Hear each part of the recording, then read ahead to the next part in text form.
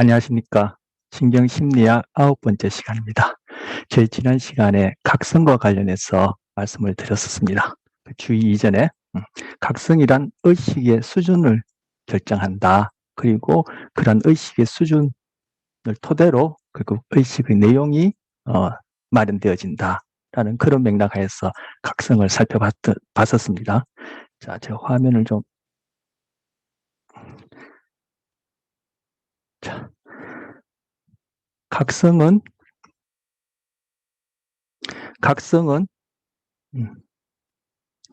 의식의 수준과 관련된다. 그리고 주의는 의식의 내용과 관련된다. 이렇게 말씀드렸었습니다.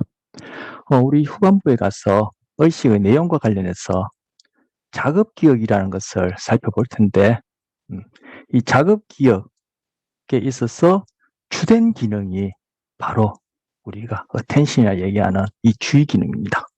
그러니까 이 주의라는 것이 의식의 내용하고 아주 밀접한 관계가 있죠. 즉 자급기억이라는 이름으로 저장되어지는 소위 우리가 의식할 수 있는 그런 것이 바로 의식의 내용을 이룬다. 그런데 이 자급기억의 주된 기능이 바로 주의와 관련된다.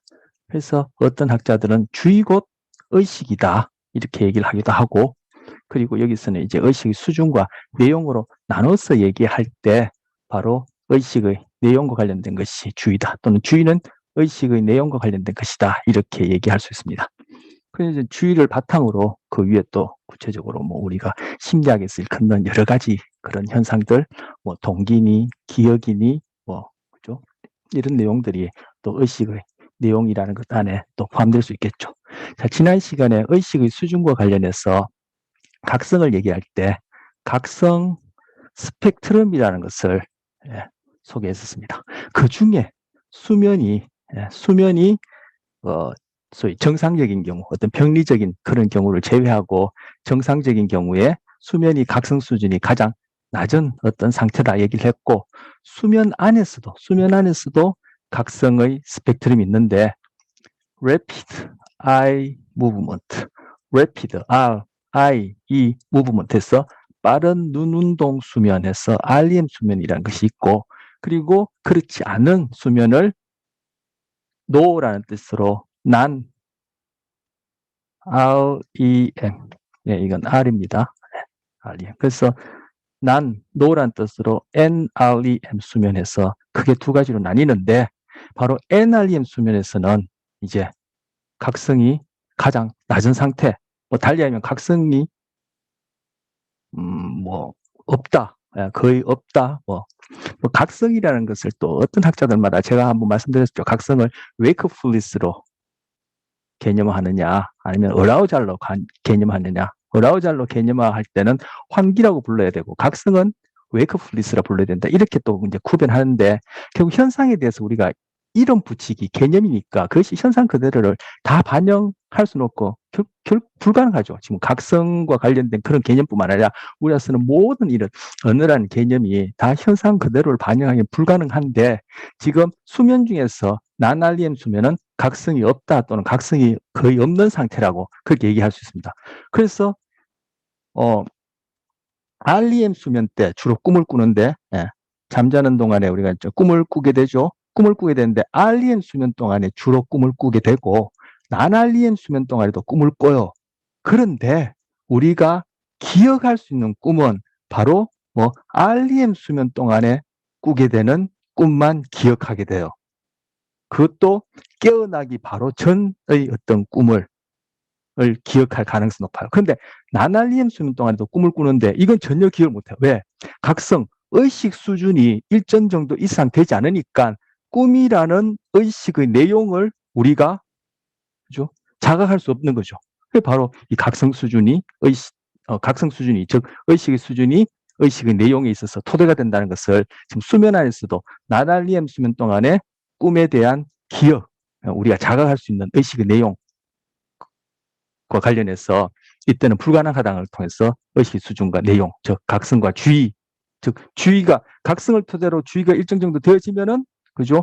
꿈이라는 의식의 내용도 우리가 자각할 수 있다는 거죠. 근데 우리가 자각할 수 있는, 즉 소위 기억할 수 있는 꿈은 REM 수면 동안에, 그것도 언제?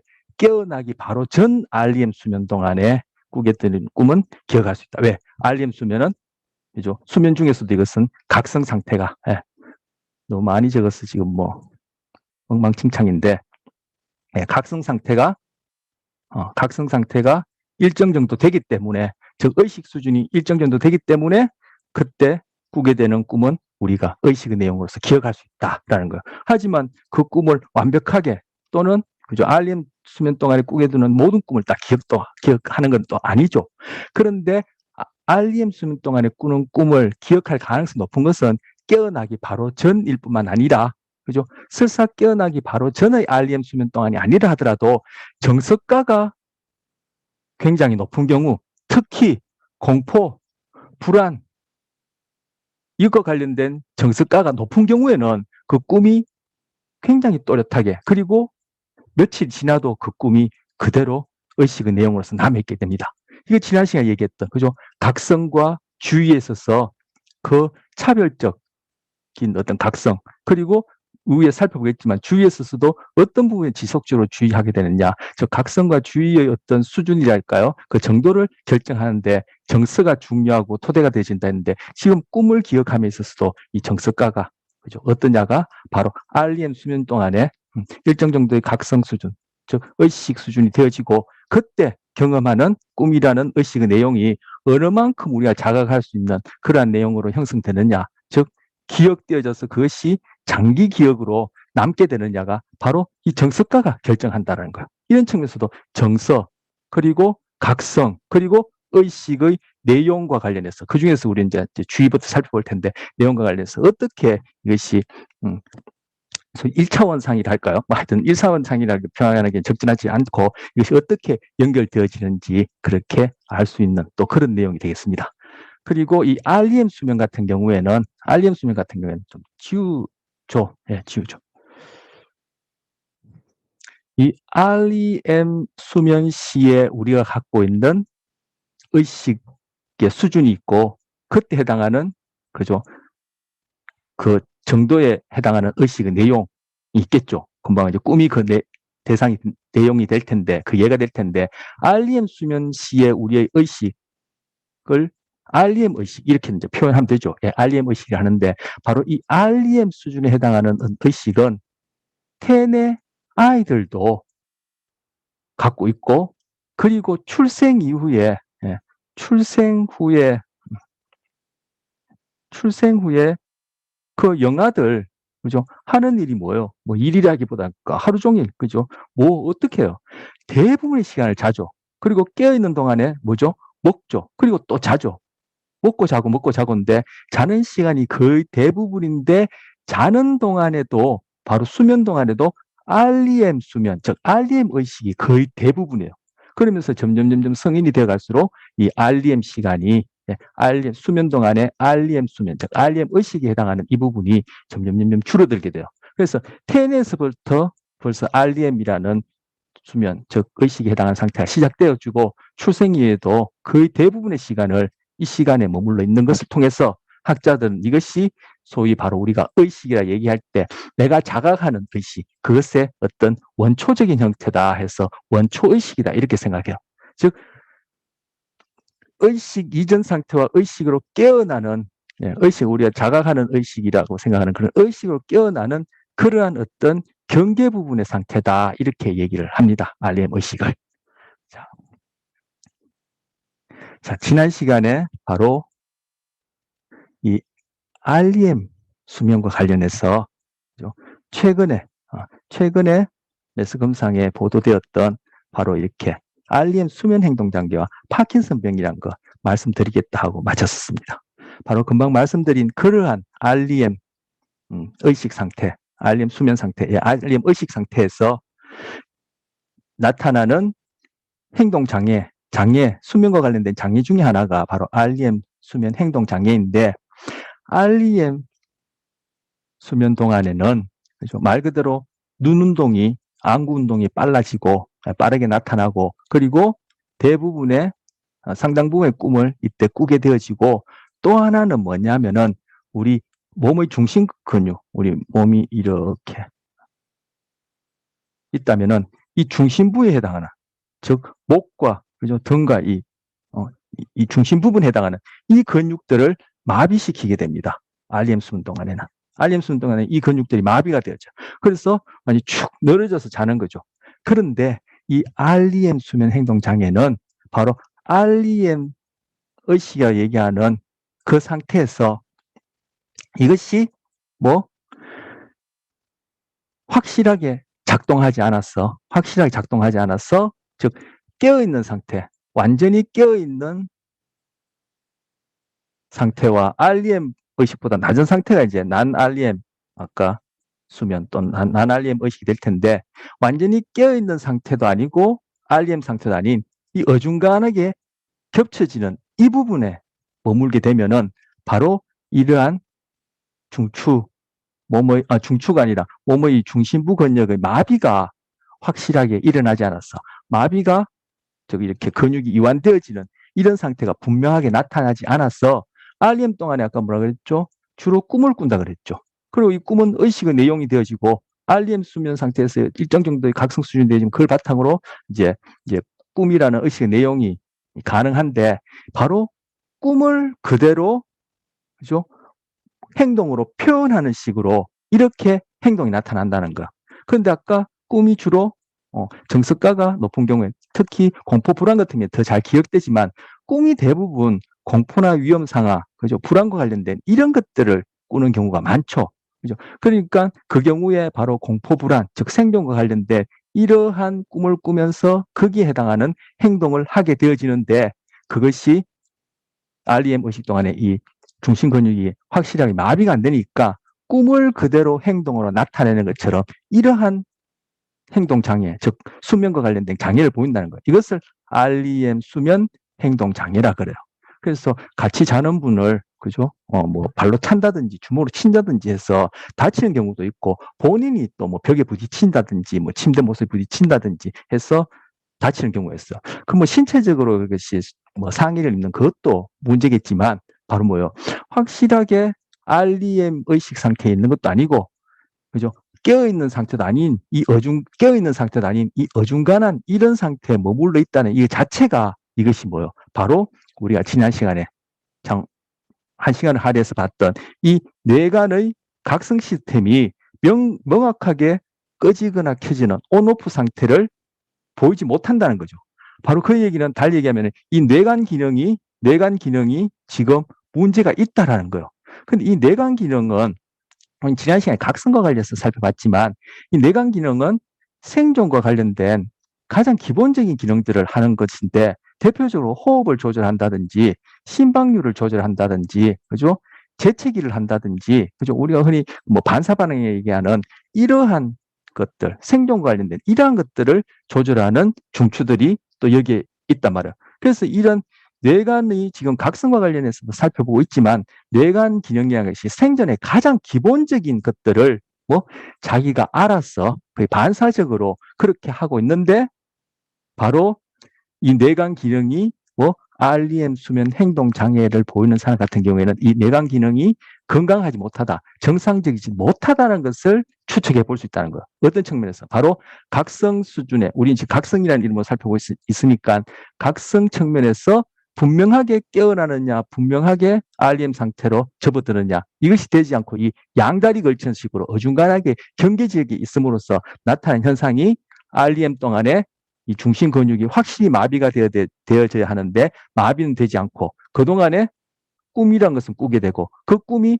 행동으로서 나타난다. 이것이 바로 REM 수면 행동 장애입니다. 그래서 이런 분들 같은 경우에, 이런 케이스 같은 경우에는 지금 뇌간 기능이 뭔가 건강하지 못하다. 즉 의식 수준이 명확하게 깨어 있음과 REM 수면을 명확하게 보일 수 있도록 뇌간 기능이 작동하지 않는다. 그걸 통해서 볼 때 전반적으로 이 뇌간 기능이 생존과 직결되어지는데, 그것과 관련해서도 뭔가 문제가 있지 않냐, 이렇게 이 부분은 추측해 볼 수 있다는 거야. 근데 바로 이 뇌간 기능에 문제가 있는 또 다른 예가, 즉 지금 REM 수면 행동 장애는 수면과 관련된 장애의 예인데, 또 다른 수면 장애 예가 바로 수면 무호흡증이에요. 이런 것도 이거는 이제 비만으로 인해서 이렇게 호흡하는 이 기도상의 어떤 그러한 그 원활한 이게 이제 기도가 이렇게 좁아져서 생겨나는 그런 현상이라고 알려져서 이제 비만이 문제고 그리고 뭐 40대 중년 이후에 남성에서 주로 나타난다 뭐 이렇게 얘기를 하는데 이런 것도 지금 바로 이 뇌관 기능과 관련해서 한번 추측해 볼 수 있는 그런 것들이 생각해 볼 수 있는 것이죠. 왜? 지금 뇌관 기능이 가장 기본이 되어지는 숨 쉬고 심장 박동하고 그 위에 그렇게 생존과 관련된 그 반사 반응들을 조절하는 부위라 했는데 이것이 일반적인 뇌관 기능인데 이것이 우리는 지금 각성이라는 이름으로 살펴보고 있지만 바로 이 뇌관 기능의 건강하지 못함이 수면 장애 관련해서 REM 수면 행동 장애도 있지만 수면 무호흡증하고도 이것이 관련될 수 있겠다 추측해 볼 수 있다는 거죠. 추측해 볼 수 있다는 거죠. 그래서 지금 요 부분과 관련해서 제가 이제 추측해 볼 수 있는 그런 이야기고 일전에 그 기사화된 바로 REM 수면 행동 장애 같은 경우에 그분들이 어떻게 파킨슨병을 볼 확률이 6배나 높더라는 거. 다른 사람에 비해서. 즉 REM 수면 행동 장애면 파킨슨이 일어난다. 파킨슨이면 REM 수면 행동 장애가 일어난다. 그래서 서로 인과적인 관계가 아니라 인과적인 관계가 있는지는 앞으로 이제 연구를 해봐야 되겠지만 현재까지는 인과적인 관계가 있는지는 아직까지 명확하지 않은데 어쨌든 REM 수면 행동 장애가 있는 사람의 경우에는 파킨슨병을 갖고 있을 확률이 다른 사람보다 6배나 더 높고 파킨슨병을 갖고 있는 사람 같은 경우에는 REM 수면 행동 장애를 갖고 있는 경우가 많다라는 거예요. 주로 특히 남자의 경우에 그죠? 그리고 바로 이제 연세가 드신 분들 같은 경우에 뭐 연세가 상대적으로 뭐 많지 않다 하더라도 그것이 말 뇌관 기능 관련해서 뭔가 관련된 그런 어떤 뇌 건강 또는 신체적인 건강이 잘 유지 안 된다면은 이러한 것들을 장애를 겪을 이러한 것들이 발병할 그런 연령대는 점점 낮아지겠죠. 그래서 중년 남성 이후에 이제 파킨슨병과 이 REM 수면 행동 사이에 그런 높은 상관이 있고 REM 수면 행동 장애에 있는 경우는 파킨슨병을 앓을 확률이 6배나 더 높다고 합니다. 이것이 이제 신문 기사에 나왔는데, 자, 이것과 관련해서 조금 전에 수면 장애 중에 REM 수면 행동 장애와 조금 전에 말씀 수면 무호흡증을 말씀드렸는데, 수면 무호흡증이나 REM 수면 행동 장애가 있는 경우에, 자, 수면 무호흡증이나 REM 수면 무호흡증이나 REM 수면 행동 장애가 있는 경우에 이 사람들이 또 뭐 치매, 특히 뭐 알츠하이머 치매가 요즘 우리한테 지금 많이 알려져 있고 주된 관심사인데 이런 치매를 앓을 확률이 또 높아진다는 거. 높아진다. 자, 이거 알츠하이머 치매하면 가장 그 주된 치명적인 증상이 이제 기억과 관련된 기억장애, 기억상실증이 될 텐데 이러한 의식의 내용이라는 것이 지금 뭐요? 바로 뇌관이 어느 만큼 건강하냐. 우리 다루고 있는 주제 관련해서는 각성과 관련해서 이것이 어떻게 명확하게 그 기능을 잘 수행하느냐가 수면 장애하고도 관련되지만 이러한 수면 장애를 겪는 경우에 바로 파킨슨병이라는 운동장애, 그리고 파킨슨병은 운동장애만 있는 것이 아니라 인지장애도 있고 파킨슨병이 진행되면서 이것이 금방 말씀드린 이런 치매도 같이 수반되어지거든요. 그런데 바로 이런 파킨슨병과 바로 알츠하이머 병의 발병률을 높이는 이런 것하고도 상관되어진다는 것을 볼 때, 그죠? 알츠하이머 치매에 있어서 주된 증상인 어떤 기억이라는 것이, 즉 의식의 내용이라는 것이, 그리고 파킨슨병과 관련된 어떤 운동이라는 것이, 소위 자발적 운동이라는 것이, 그리고 파킨슨병에 따라오는 우울증이나 우울증도 수반되거든요. 초기에 우울증이나 그리고 치매와 같은 이러한 의식의 내용이라는 것이, 그죠? 단지 뭐 우리가 알고 있는 뭐 대뇌의 어떤 피질이나 겉질이나 특정 부분과 관련된 것이 아니라 바로 이 뇌에 있어서 그죠? 이 기둥이 되어지는 보이지 않는, 그죠? 기둥이 되어지는 이 축이 되어지는 이 부분이 건강하고 이것이 다 무관하지 않고 밀접하게 관련된다는 것을 추측해 볼 수 있는 거예요. 그래서 제가 지금 각성을 얘기를 하면서 이것이 단지 깨어나고 깨어나지 않은 어떤 의식 수준만이 아니라 이런 파킨슨병이니 알츠하이머 치매와도 관련되어서 이것이 생각할 수 있는 상위 기능들에 있어서 중요한 역할을 한다는 것을 말씀드리고 싶어서 여기 이제 예시로 넣은 겁니다.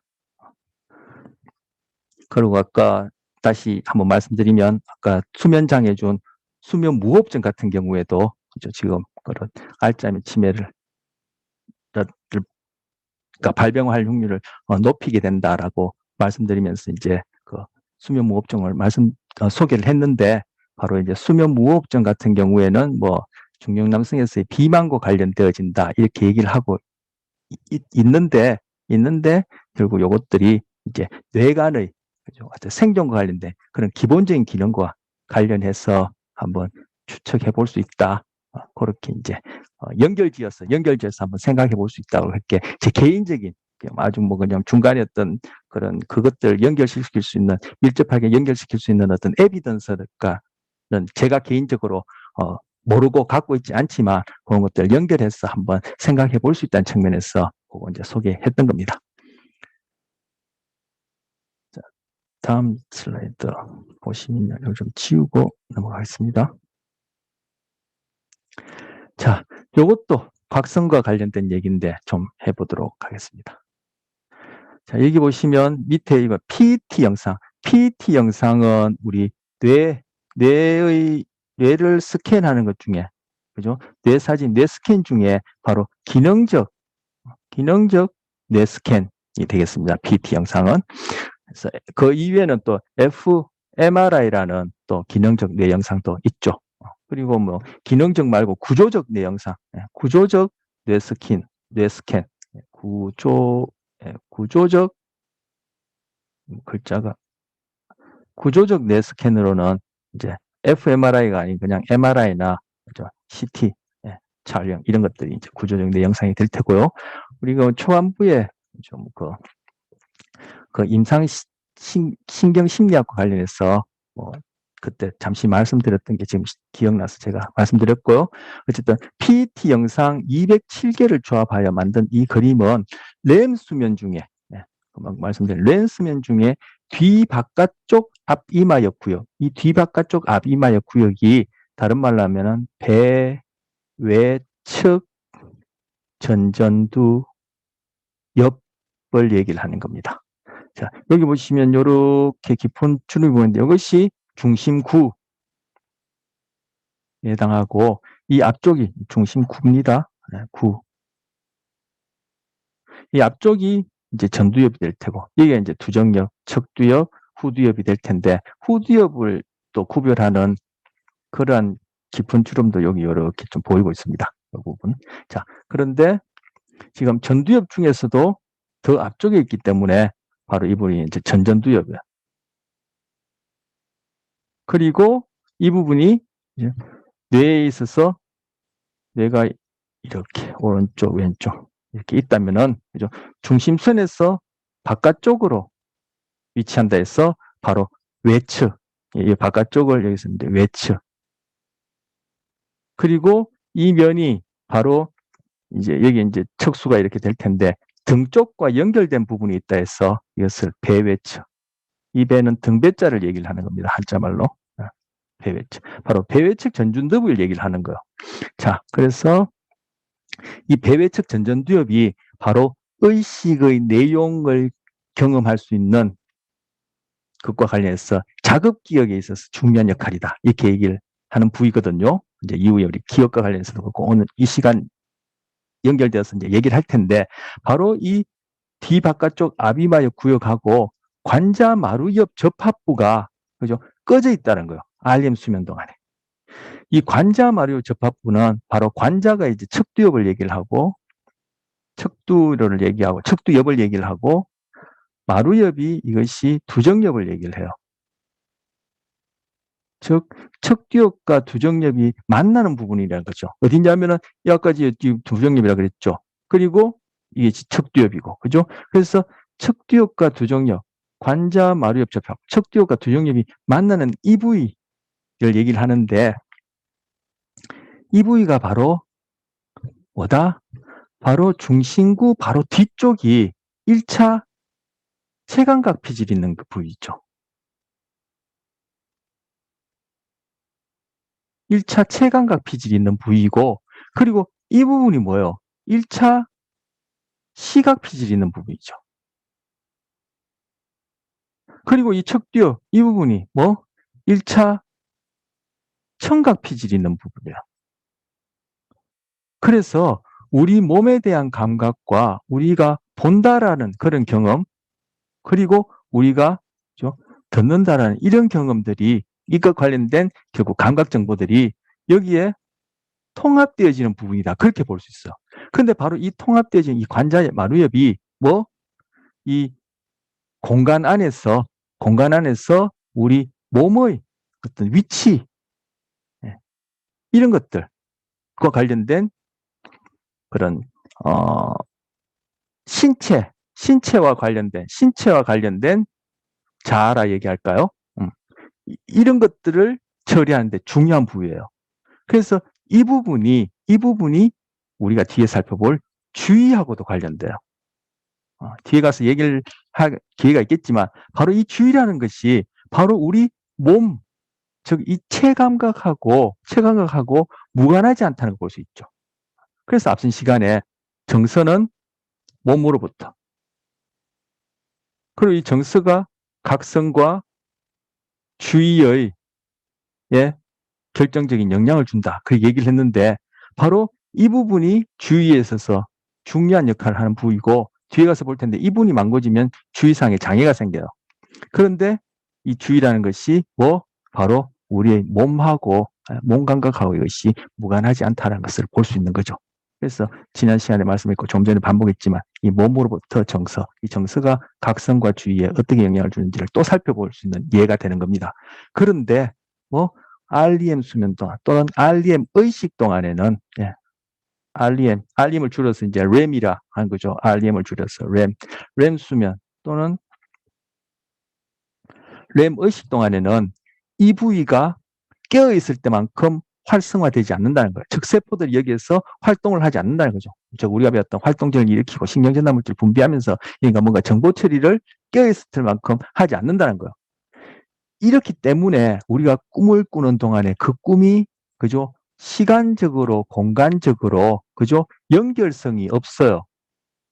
시간적으로 공간적으로 나라는 소위 자아가 몸을 바탕으로 쭉 존재하면서 그것이 과거, 현재, 미래를 관통하는 그런 일관성을 부여해주는 역할을 하는 것이 바로 배외척 전전두엽에 있는 자급기억이라는 이름으로 하는 기능이 만들어낸 의식의 내용이 되는 거예요. 그런데 이 부분이 뭐 REM 의식 동안에 이것이 깨어있을 만큼 기능을 하지 않으니까 이제 고표를 했는데 깨어있을 때만큼 기능을 하지 않으니까 꿈이 그죠? 앞뒤가 맞는 거죠. 여기 갔다 저기 갔다 미국에 갔다가 한국에 왔다가 그죠? 과거 갔다 현재 갔다가 집에 왔다가 갑자기 학교 갔다가 이런 식으로 그죠? 앞뒤가 맞는 거죠. 즉 꿈이 기괴한지, 그리고 왜 생생한 꿈과 임사 체험이 실제처럼 느껴지는지를 설명할 수 있다는 거야.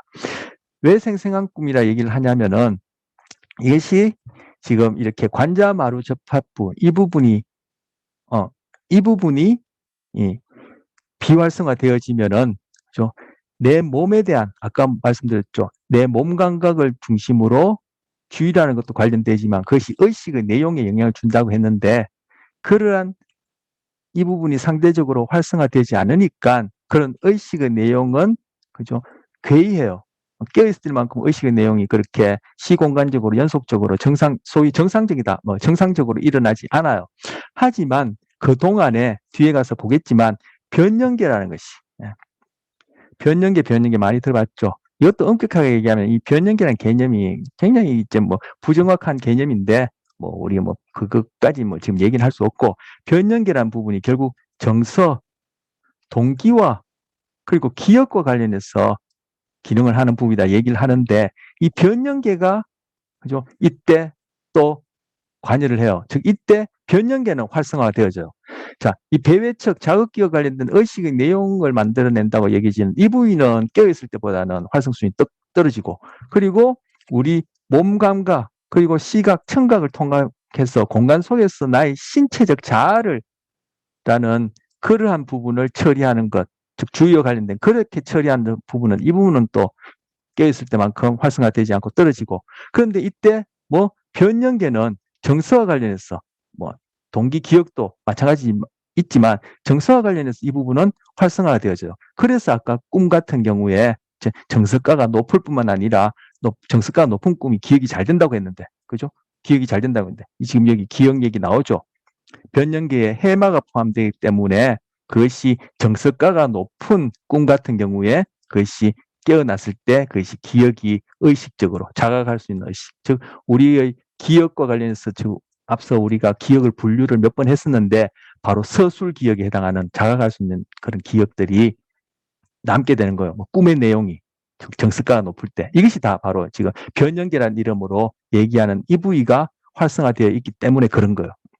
자, 그런데 이것이 이 부위가 활성화되어 있기 때문에 그죠? 이것이 꿈이 정서가가 높을 때는 그것이 실제처럼 기억될 뿐만 아니라 꿈을 꾸는 동안에 그것이 깨어있는 현실인지 꿈속에서의 일인지 구별 못하죠. 우리는 아무리 꿈꾸는 동안에 자는 동안에 꿈은 이건 꿈이야 현실이 아니야 그렇게 다짐하고 잠자리에 든다 하더라도 우리는 꿈꾸는 동안에는 이게 꿈인지 현실인지 구별 못해요.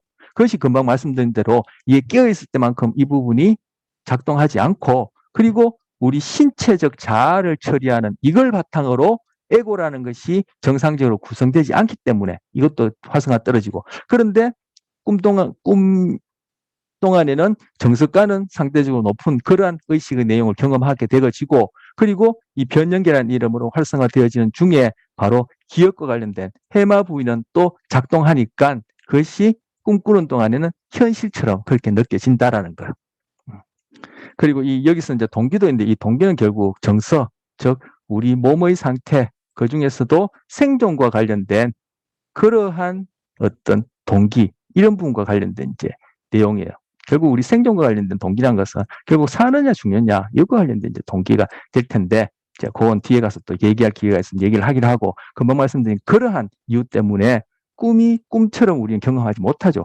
깨어나고 난 다음에야 이것이 제대로 작동을 하고 얘도 제대로 작동을 하고 그리고 이것도 물론 깨어있는 동안에 그게 상응하는 그런 활동을 할 때 그것이 꿈이었구나라고 알지 이 부위나 이 부위가 상대적으로 여기서 꺼져 있다. 활성화가 낮고 이 부위들만 이런 식으로 정서가가 높다든지 그때 해마가 작동해서 그런 서술 기억을 장기 기억화 시키면 깨어있을 때 그게 꿈이었구나라는 아는 거죠. 그 당시에는 우리는 결코 그게 꿈인지 모르죠. 그런데 바로 이와 유사한 의식 상태, 즉 렘 의식 상태라고 얘기할 수 있는 이러한 의식 상태가 바로 죽음이라는 또는 우리가 어떻게 해결할 수 없는 그러한 위험 상황 또는 우리가 어떻게 피할 수 없는 고통 상황, 즉 공포라는 그런 상황 하에서 죽다가 살아난다라고 이렇게 좀 무식하게 표현하면 죽다가 살아난다 이렇게 표현할 수 있는 임사체험 때도 바로 이런 렘 의식 상태로 우리 뇌가 들어간다라고 그렇게 추론되어지는 과학적 증거가 있다는 거, 소위 과학적 증거가 있다는 거. 즉 임사체험했다. 즉 죽음의 뭉터까지 갔다 왔어. 그래서 나는 저승에 갔다 왔다. 난 거기에서 신을 만났다라는 이러한 그러한 의식의 내용을 형성하는 신비한 경험 또는 영적 체험이라고 얘기할 수 있는 임사체험 때 나타나는 여러 가지 현상들이 있는데 그때 상태가 바로 렘 의식, 렘 수면 시에 나타나는 렘 의식과 유사한 상태라는 과학적 증거가 있고 바로 이러한 임사체험은 언제 하냐면은 바로 정석가 아까 생존과 관련해서 동기도 말씀드렸는데 정서라는 것 중에 가장 강력한 정서가 6가지 기본 정서가 있다 이런 얘기도 있지만 그중에 가장 강력한 정서가 우리의 생존과 직결되어지는 이 공포, 불안과 관련된 이 정서인데 바로 이러한 공포와 관련된 고통, 위험, 죽음, 피할 수 없는 이러한 상황을 우리가 겪게 되면은 바로 임사체험이라고 얘기할 수 있는 이러한 의식적인 경험을 하겠는데 바로 그때 우리의 뇌의 상태가 꿈을 꾸는 렘 수면 시에 해당하는 렘 의식과 유사한 그런 상태를 보인다라는 거예요. 즉 임사체험 때 하게 되어지는 신비 경험이나 영적 경험이라 얘기하는 것이 결국 꿈과 REMC에 우리가 경험하는 이 꿈과 유사하다라는 거죠. 뇌의 상태로 볼 때. 그래서 왜 렘 수면이 렘 의식 상태, 렘 수면이 신체 이탈 경험을 유발하는지도 설명하는 데 도움이 된다. 즉 렘 수면 동안에 우리 꿈꿀 때 보면은 그죠? 꿈속에서 제3인칭 시점이 되어가지고 내가 어떤 행동하는 것을 이렇게 보듯이, 영화 보듯이 그런 식으로 이런 경험을 하는 경우가 뭐 많죠. 그죠? 내가 그 안에서 내가 1인칭 입장에서 내가 주인공이 되어서 뭐 이렇게 꿈에서 이렇게 여러 가지 경험을 하기도 하지만 어떤 경우에는 내가 내 자신을 이렇게 3인칭 입장에서 객관적 입장에서 나의 행동을 이렇게 영화 보듯이 볼 그런 경우도 한단 말이에요. 그런데 바로 그러한 렘 수면 시의 의식 상태랄까 렘 의식이 얘기를 한다고 했는데 바로 임사체험 때의 뇌의 어떤 생리적인 상태나 그때 아까 뭐 렘 수면 동안에는 몸에 마비도 일어난다고 했는데 그때 일어나는 신체적인 여러 가지 생리적 상태를 볼 때 그것들이 바로 뭐 바로 임사체험 시에 나타나는 신체 이탈 경험을 설명할 수 있다는 거예요. 그러니까 임사체험 시에 내가 소위 나라는 에고가 그죠 몸을 떠나서 내 몸을 이렇게 쳐다보면서 그죠 내 영혼 소위 우리가 영혼이라 부르는 어떤 그러한 현상과 관련된 것이 현상과 관련된 어떤 상태가 그죠 저승에 갔다 왔다든지 뭐 누굴 만났다든지 뭐 돌아가신 어떤 가족이나 친구를 만났다든지 아니면 신을 만났다든지 하는 그러한 경험과 어, 관련해서 바로 신체 이탈, 뭐 그러한 어떤 의식 내용 관련해서는 뭐 영적 경험, 신비 경험 이렇게 얘기했지만 바로 내 소위 나라고 얘기한 에고가 나의 몸을 쭉 빠져나가서 내 몸을 그죠 다른 사람 몸 보듯이 제3인칭 입장에서 내 몸을 이렇게 의식하게 되어지는 경험하게 되어지는 그런 신체 이탈 경험이 임사체험 때 나타나는데 이것이 바로 꿈속에서 좀 전에 말씀드렸던 그런 경험을 하고 유사하다 또는 동일한 것이 아닌가 하는 것을 렘의식, 렘수면시에 나타나는 렘의식 상태에서 나타나는 뇌의 생리적인 상태와 신체 상태를 볼 때 그렇게 연결지어서 생각할 수 있다는 거.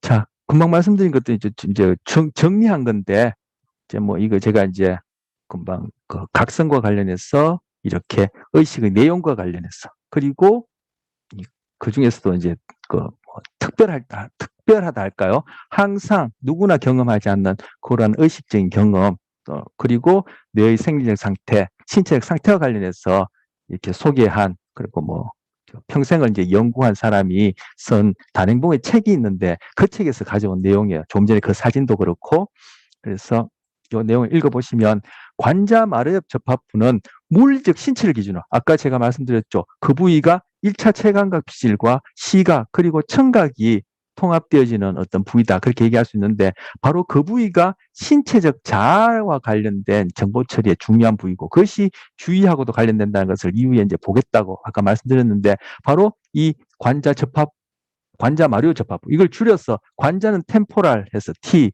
마루엽은 프라이탈 해서 P, 접합부는 정션해서 TPJ 이렇게 줄여서 부릅니다. 이건 뭐 제가 우리한테 꼭 안 필요한데 이제 뭐 생각나서 말씀드린 것이고 TPJ라는 저 관자 마루엽 접합부는 물리적 신체를 기준으로 해서 그걸 바탕으로 해서 자아의 상대적 위치를 우리가 어떻게 지각하느냐 결정적 구실을 한다. 즉 내가 현재 여러분이 저나 지금 수면 상태가 아니라 깨어있는 상태에서 이 공간 내에서 내 몸이 어디에 위치하고 있으며 내 몸이 이 공간 시간 속에서 바로 내가 자아 에고라고 우리가 일컫는 내가 자각하는 그런 발언 이 자아가 이 내 몸과 연결되어서 또는 내 몸 안에 여기에서 이 시공간 속에서 존재한다라는 이러한 지각 달리하면 의식의 내용을 경험하는데 결정적인 역할을 한다는 것.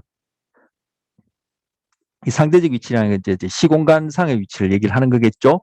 그런데 아까 자는 동안에는 이 부위가 깨있을 때만큼 활성화되지 않고 활성화가 떨어지니까 아까 꿈을 꿀 때라든지 임사체험 시에 나타나는 그러한 신체와 관련된 그런 신비한 현상, 즉 신체 이탈 또는 유체 이탈이라고도 얘기를 하는 그런 현상과 함께 그리고 아까 그 배외측 전전두엽이 또한 깨있을 때만큼 활성화되어지지 않으니까 그때 경험하는 그런 의식의 내용이 소위 우리가 영적 경험이다라고 그렇게 표현할 수 있는 그런 내용들을 만들어낸다는 거예요.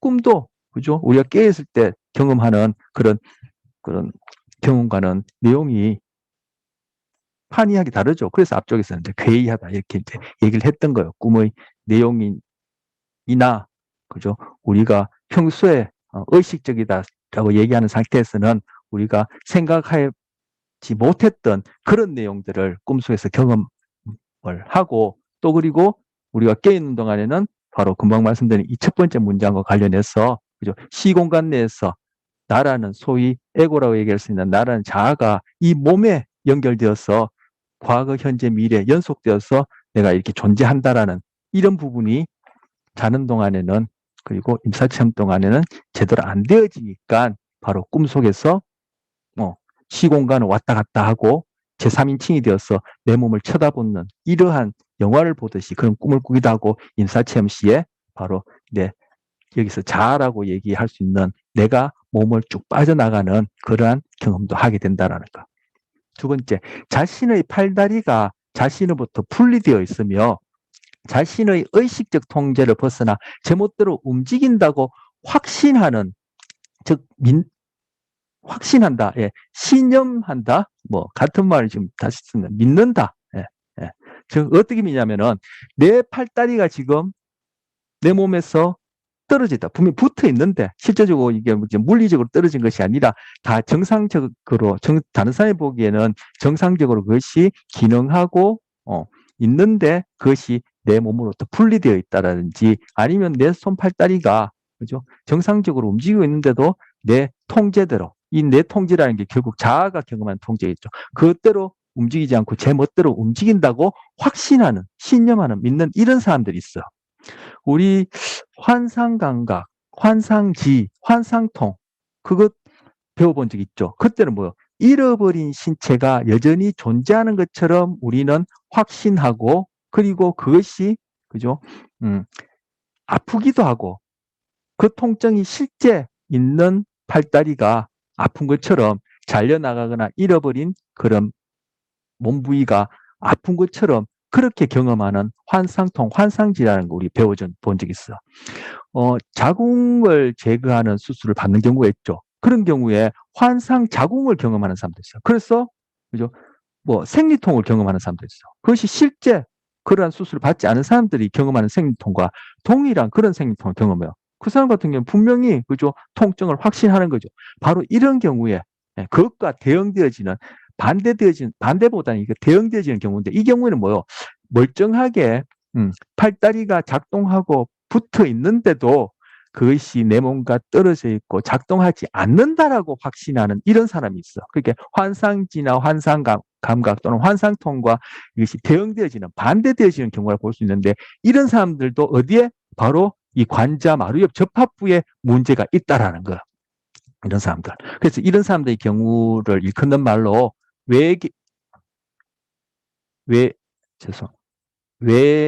외계인 팔다리 증후군, 이렇게 부르는 그러한 병리적 상태도 있고, 이 경우에는 자기 팔다리가 자기 것이 아니라, 이 경우는 이제 분리되었다는데, 지금 이 관자 마루 접합부의 기능 이상과 관련해서 제가 소개해드리는 또 정상을 보면은, 이 경우에는 자기 팔다리가 자기 것이 아니라 다른 사람 것이다. 왜? 얘기하고, 이것이 내 의지대로 소위 자아가 경험하는 그러한 현상, 의식적인 내용 현상대로 움직이지 않고 지가 알아서 지 멋대로 팔다리가 움직인다라고 이렇게 착각하는 그런 경우를 외계인 팔다리 증후군이라 하고, 또 이 관자마루 접합부와 관련된 또 다른 어떤 병리적 상태로 신체 망상 분열증이라는 게 있어. 멀쩡하게 붙어있고 기능하는 자기 팔다리인데 이것은 내 팔다리가 아니라 내 친구 팔이다, 부모의 팔이다, 자기 배우자의 팔이다, 가까운 누구의 다른 사람의 팔다리다, 이렇게 얘기를 하는 사람들도 있어. 그 사람도 확신하는 거죠. 바로 이걸 통해서도 자기 신체에 대한 의식적 내용이 바로 이런 관자 마루 접합부와 관련해서, 즉 신체적, 물리적인 신체적 자아와 어떻게 밀접한 관계였는지를 볼 수 있는 예가 되겠습니다. 자, 바로 이러한 경우에, 이러한 확신한 사람들에게서도 관자 마루 접합부의 활동 전지가 발견된다. 즉 여러분처럼 소위 정상인처럼 이것이 활동하지 않는다는 보여주죠. 바로 이걸 통해서 우리 물리적 신체, 즉 아까 제가 앞서서 이건 이제 몸이라고 얘기를 했는데, 이것이 우리의 소위 에고라는 자아가 경험하는 의식 내용에 있어서 얼마나 중요한지를 볼 수 있고, 바로 이 부분이 정상적으로 기능하지 않을 때가, 뭐 정상적이라 얘기해야 될까요? 하여튼 깨어있을 때와 달리 기능할 때가 바로 REM 수면 동안의 REM 의식 상태이고, 그리고 또 이것도 뭐 특별하다 해야 되겠네요.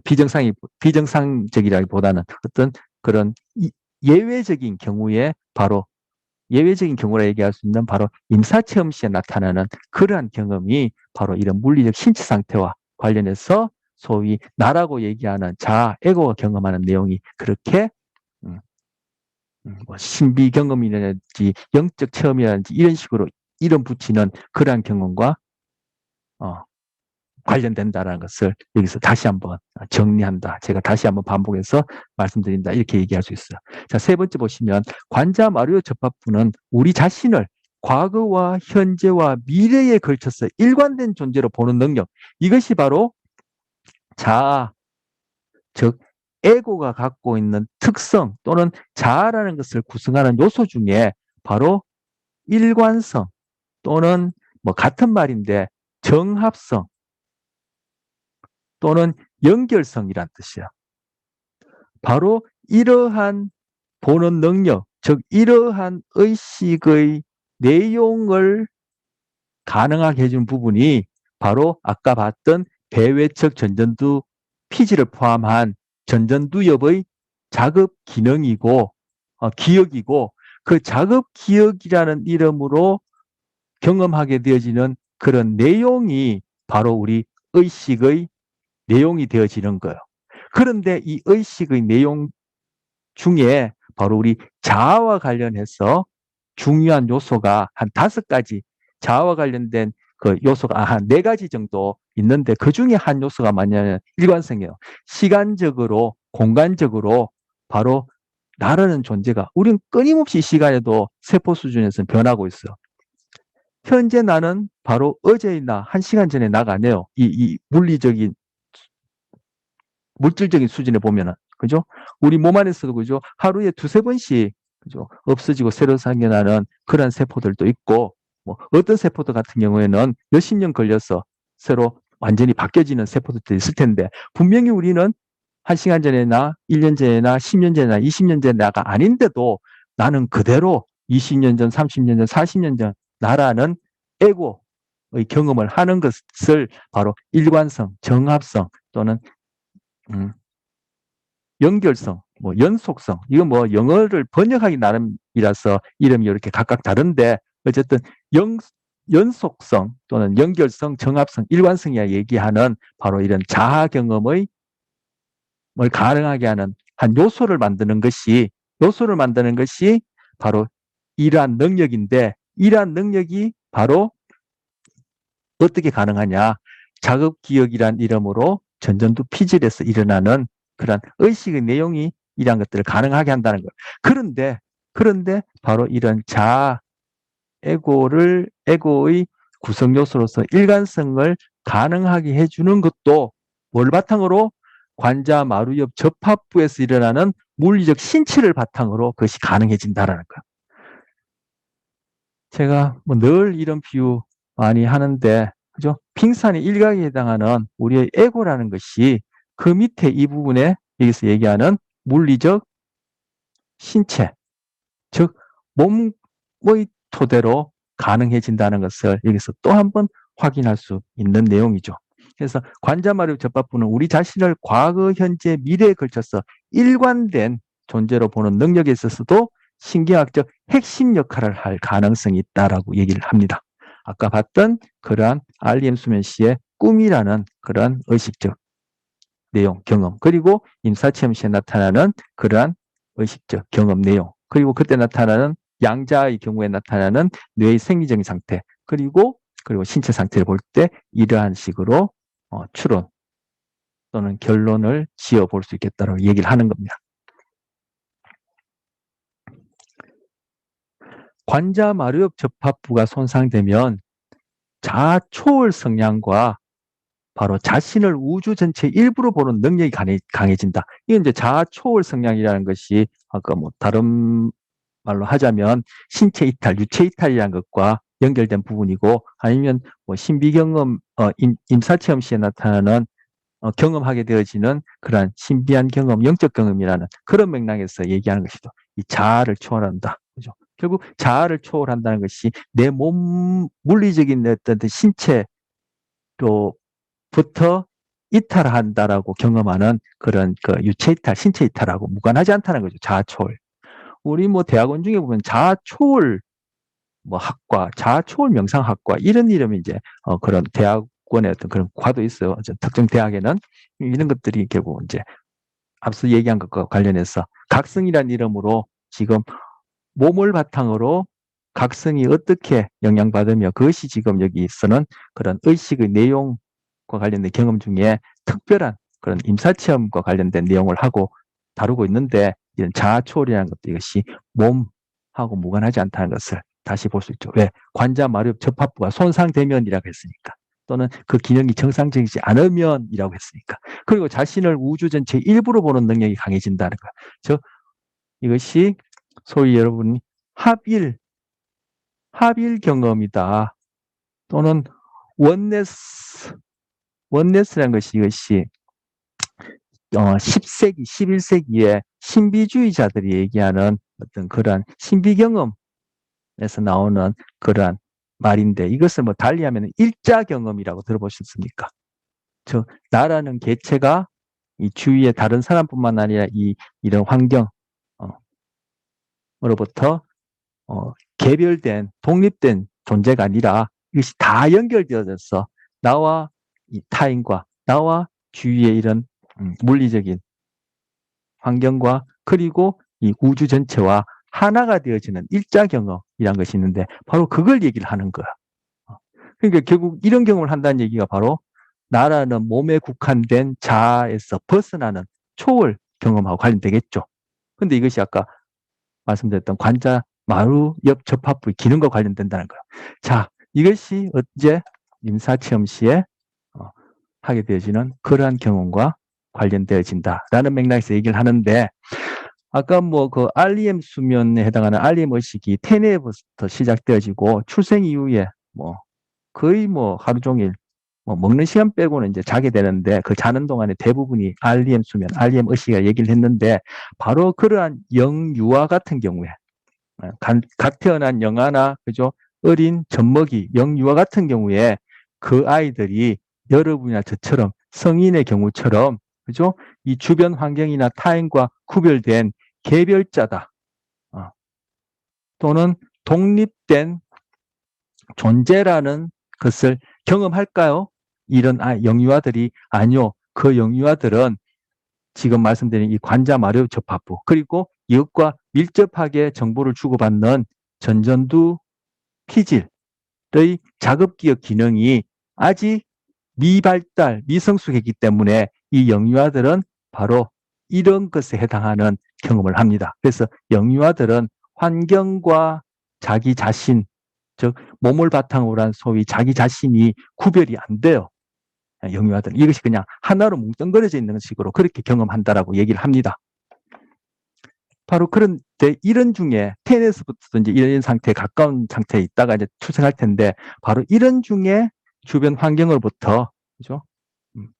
그 대상이 사람인지 뭔지 구별도 안 되어지고, 그 대상이 나의 가족인지 부모인지 엄마인지 아빠인지 동생이 형인지 구별도 안 되어지는 상태에서 그죠?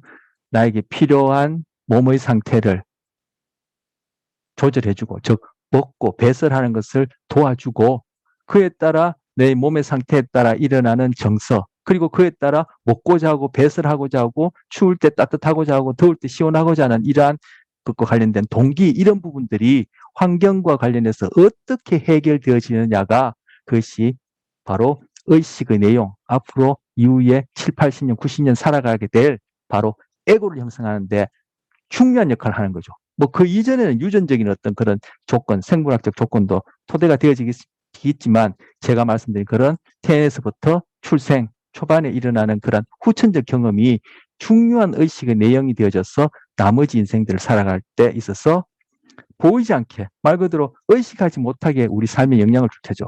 행동과 생각에.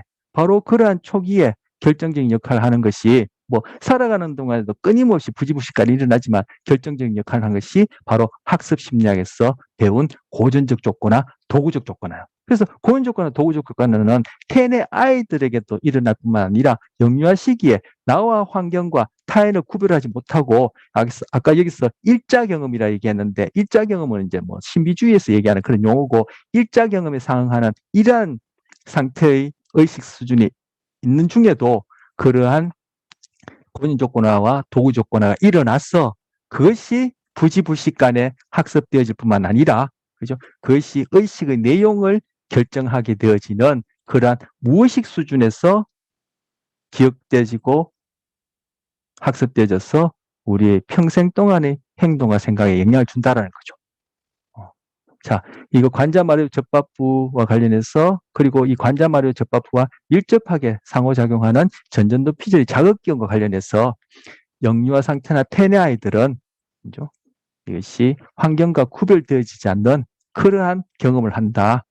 그때도 당연히 몸의 조건을 충족시켜야 하고 하는 동기가 있고, 그리고 그와 관련해서 몸을 바탕으로, 그죠?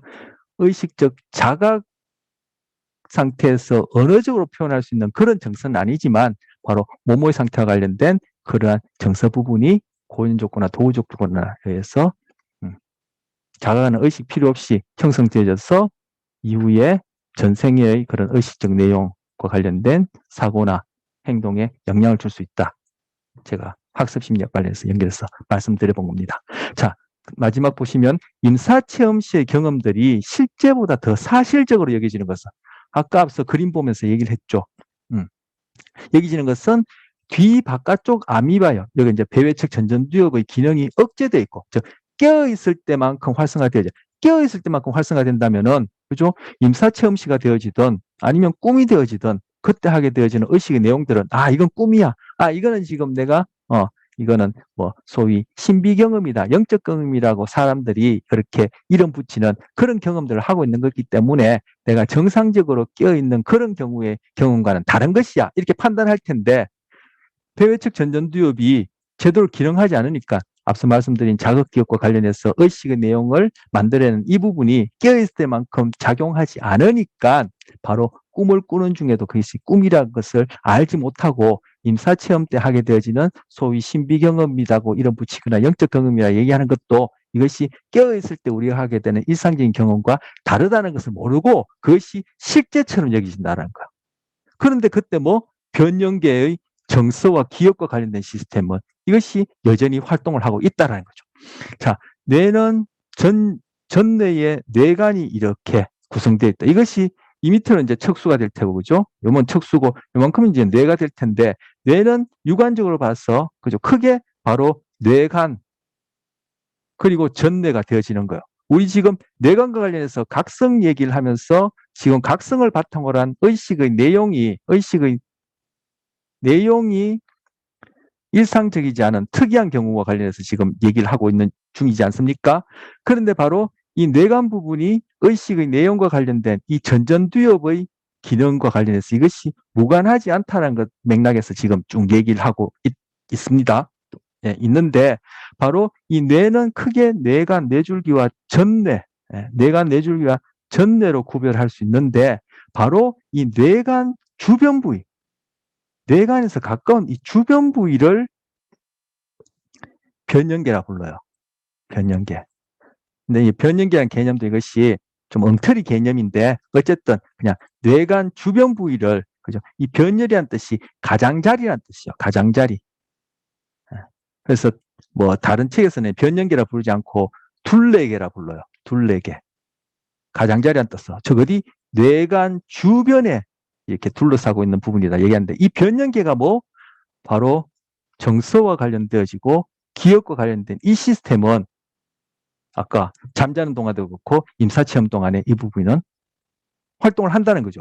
그러니까 이것이 배회측 전전두엽은 이것이 생신지 꿈인지 임사체험인지 구별하지 못할 정도로 기능이 억제되어 있죠. 근데 변형계 활동을 하고 있죠. 하니까 이것이 실제처럼 그렇게 여겨지는 거예요. 근데 이게 변형계와 관련해서 정서를 담당하는 부분이 바로 편도체예요.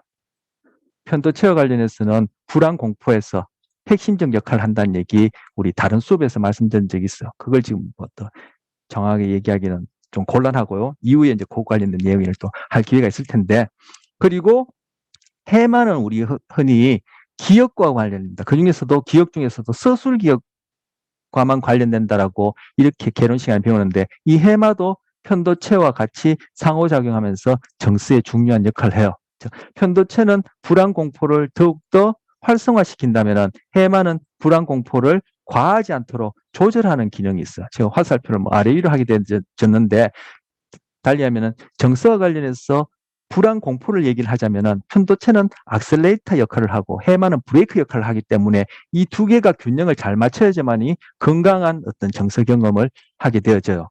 정서와 관련해서 건강한 어떤 그런 신체적인 또는 그 신경학적인 그런 생리적 기능이 유지가 되어져요.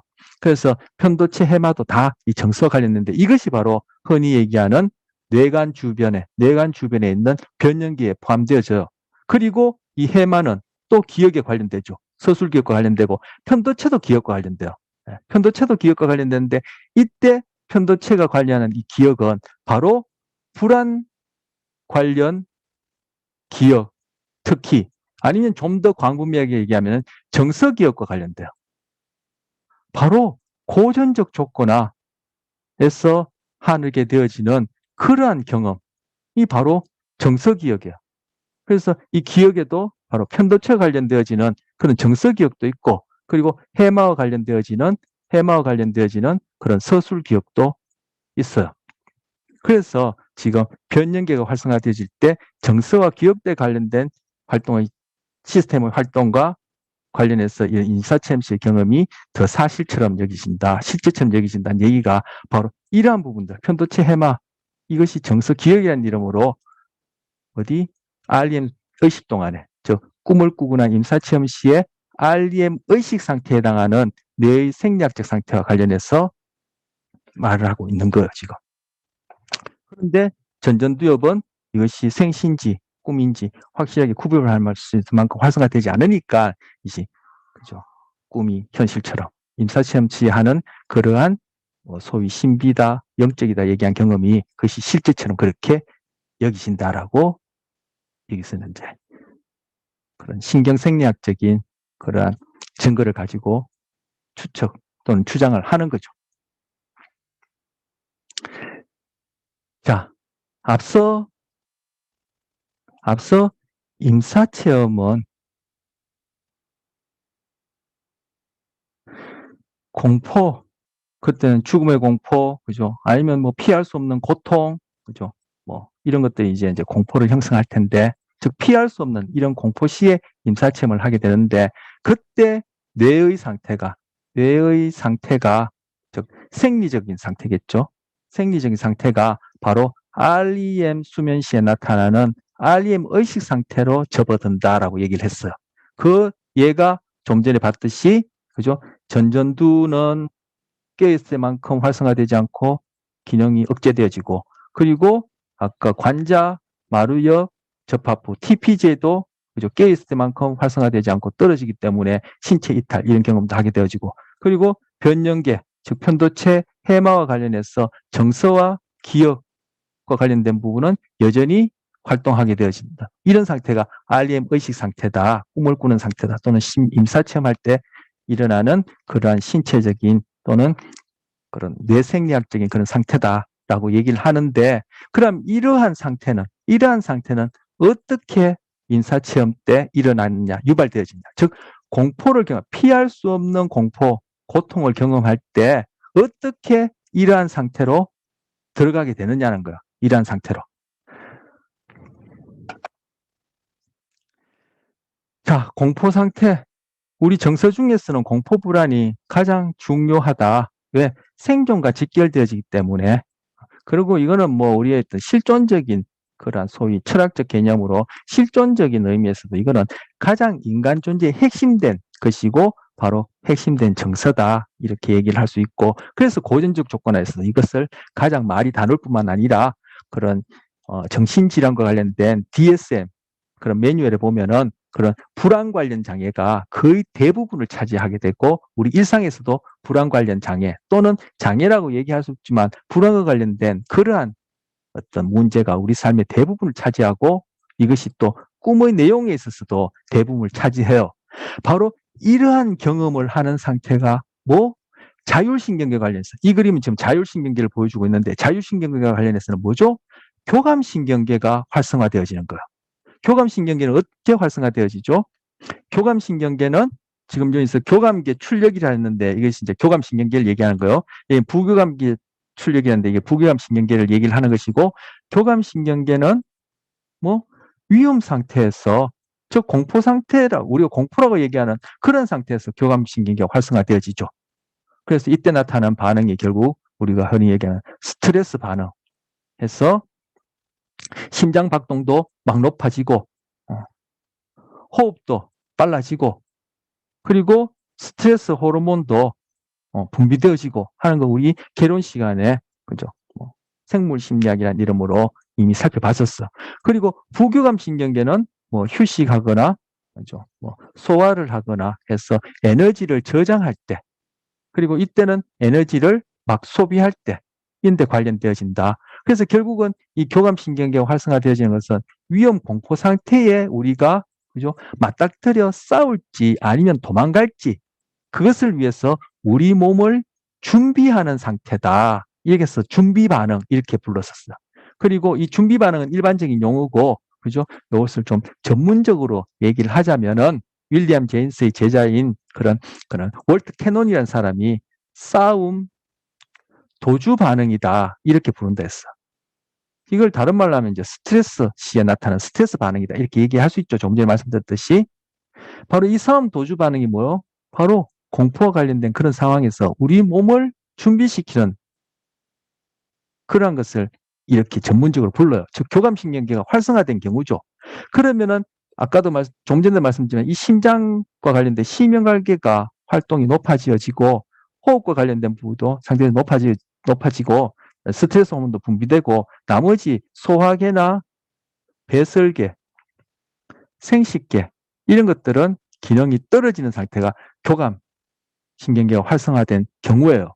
그런데 이 교감신경계가 적절하게 높아졌다가 다시 그죠? 부교감신경에서 낮아졌다가 높아졌다 해서 이 리듬을 정확하게 보여줘야만이 이것이 이런 기관들이 정상적으로 작동하고 정상적인 싸움 도주 반응, 즉 준비 반응을 하게 되어지는데 이것이 정상적으로 높아졌다 낮아졌다 하지 않는 경우가 있어. 아까 뇌간의 각성 시스템도 그것이 분명하게 깨어나고 또는 REM 수면으로 들어가고 non-REM 수면으로 들어가고 이런 식으로 분명하게 이것이 on-off 해야지만이 건강한데 그것이 안 되어지는 경우가 아까 REM 수면 행동장애 관련해서 파킨슨병, 알츠하이머 치매를 얘기를 했는데 이 교감신경계의 경우에도 이것이 확실하게 교감신경이 활성되어졌다가 또 부교감신경이 활성화되어졌다가 교감신경이 활성되어졌다가 부교감신경이 활성화됐다 한 식으로 이것이 오르락내리락 이 리듬을 보이는 것이 건강한 상태예요. 그런데 이것이 아까 피할 수 없는 임사체험이라고 얘기할 수 있는 그러한 극심한 공포에 다다르게 되면은 교감신경이가 확 높아졌다가 그죠? 부교감신경이가 뚝 리바운딩 반동이라 얘기를 하는데 리바운딩 UND 리바운드 또는 리바운딩 좋습니다. 반동에 의해서 이것이 미주신경 부교감신경 활성돼서 뚝 떨어지게 되어져. 정상적인 경우는 이것이 어느 정도 높아졌다가 낮아졌다가 높아졌다가 낮아졌다 높아졌다 낮아졌다 해야 되는데 그죠? 피할 수 없는 극심한 공포 상태에서 교감신경 굉장히 높아졌다가 뚝 떨어지게 돼요. 부교감신경계가 하는 역할이 뭐죠? 심장과 호흡의 기능을 억제하고 배설이나 소화나 생식 기능을 높여줘서 에너지를 저장하는 역할을 하는데 이것이 너무 많이 반동이라고 표현할 수 있는 그러한 형태로 부교감신경계가 활성화되어서 극단적인 그러한 형태가 되어지면은 이 심장 활동이 정지가 돼버려요. 이러한 경우를 여러분 부두교 들어봤습니까? 부두교. 이거 하나의 뭐 토속 신앙인데 부두라고 해요. 부두교에서 그런 주술사가 어떤 사람에게 이제 저주를 내리게 되면은 그것이 이제 그 사람들한테는 이제 공포로 여겨지는 거죠. 이때는 이 저주는 고전적 조건으로 얘기하면은 조건 자극, 시에서 해당하는 거죠. 뭐 제가 부두교에 대해서 내용도 모르고 믿지 않는데 그 주술사가 저한테 저주를 내려봐야 뭐 제가 뭐죠 눈이 끔뻑하겠어요. 뭔 소리 하나 뭐 웃기는 소리 하냐 이렇게 말 텐데 이 사람들은 그죠 문화에 의해서 주술사가 내리는 이 저주가 공포라는 입으로 조건 자극을 반응하는 거. 근데 이 저주가 그 소위 너무 믿게 되면은 그죠 여기를 이제 맹신적으로 이제 이러한 부두교 관련된 내용 그리고 주술사 내리는 저주에 대해서 너무 확신하게 되면은 이것이 뭐 교감신경계를 공포자극이니까 그죠 교감신경계를 굉장히 높이게 돼요. 그런데 이것이 극심하게 높아지는 만큼 부교감신경계가 반동이라는 이런 뭘 볼 수 있는 현상에 의해서 이 부교감신경계가 또 활성화되어지면서 이 기능들이 확 떨어지게 돼요. 근데 이게 떨어져도 너무 많이 떨어져서 심장이 정지해서 죽어버리는 부두 죽음이라는 게 있어. 그래서 이걸 영어로 두 데스라 그래요. 예. 바로 이러한 현상이 언제 임사체험 시에 일어난다는 거예요. 그러면 어떻게 돼요? 이 내부 장기의 상태가 그죠? 일정한 수준은 일정한 범위 내에서 장기 상태가 활성화되었다가 억제되었다, 활성화되었다, 억제되었다 해야 되는데 이 범위를 벗어나서 활성화되었다가 이 범위를 벗어나서 억제되어지는 이런 상태가 되어지니까 이 내부 장기 상태가 굉장히 교란되어지죠. 네, 교란되어지죠. 네. 이 교란되어지면은 이 내부 장기 상태를 신호로 뇌로 보내주는 감각신경이 있단 말이야. 자, 교감신경계와 부교감신경계는 다가 아니라 하나만 제외하고 다 운동성이에요. 운동신경이에요.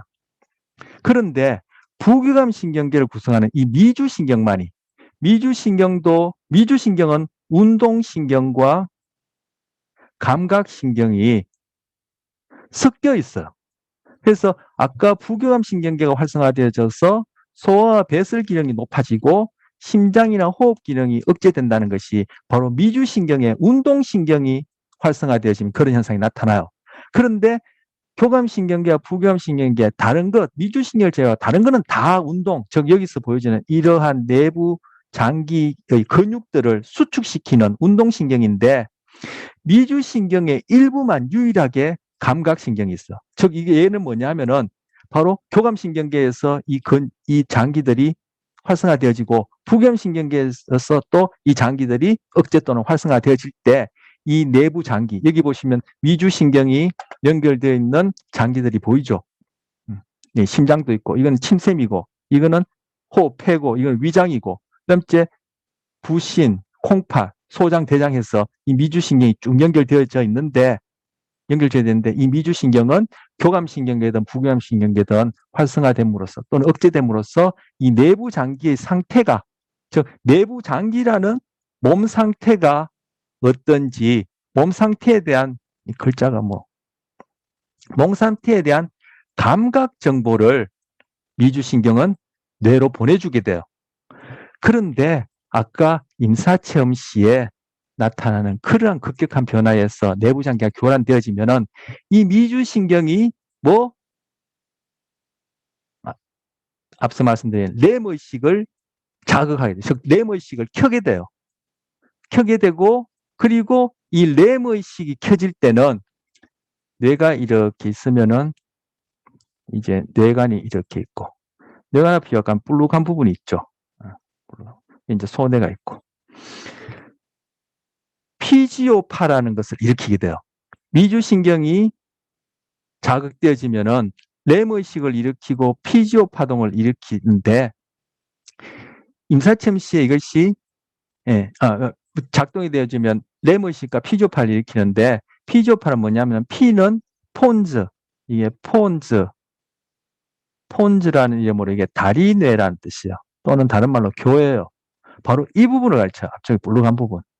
그리고 G는 시상 중에 시각을 담당하는 부분이 있어. 시상 중에 시각을 담당하는 부분이 외측 설상핵이라 하는데 외측, 그죠? 외측, 배측, 외측 아까 얘기했죠. 외측 설상핵이라는데 이 설자는 무릎이란 뜻이에요.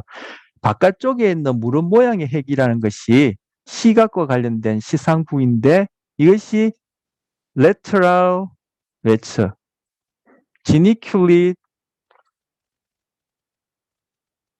핵이니까 유클리어스 이렇게 불러요. 이 지니큘릿이 바로 무릎 모양이란 뜻이에요. 그래서 이 G자를 따서 여기 쓴 것이 G예요. 그리고 O는 이것이 뒤통수, 후두엽. 이거를 오시피탈 로브라 하는데 이게 후두엽이라는 뜻이에요. 그 O를 딴 거예요. 즉 후두엽은 뭐죠? 1차 시각 피질이 있는 부분이죠. 그래서 이 폰즈에서 활동 전이가 즉 전기 신호가 부르륵 일어나고 그러면 순차적으로 바로 시상에 있는 시각 관련된 이 부위가 활동 중에 부르륵 일어나고 그러면 또 1차 시각 피질이 있는 이 후두엽에서 활동 중에 부르륵 일어나요. 그래서 PGO파가 부르륵 부르륵 일어나요.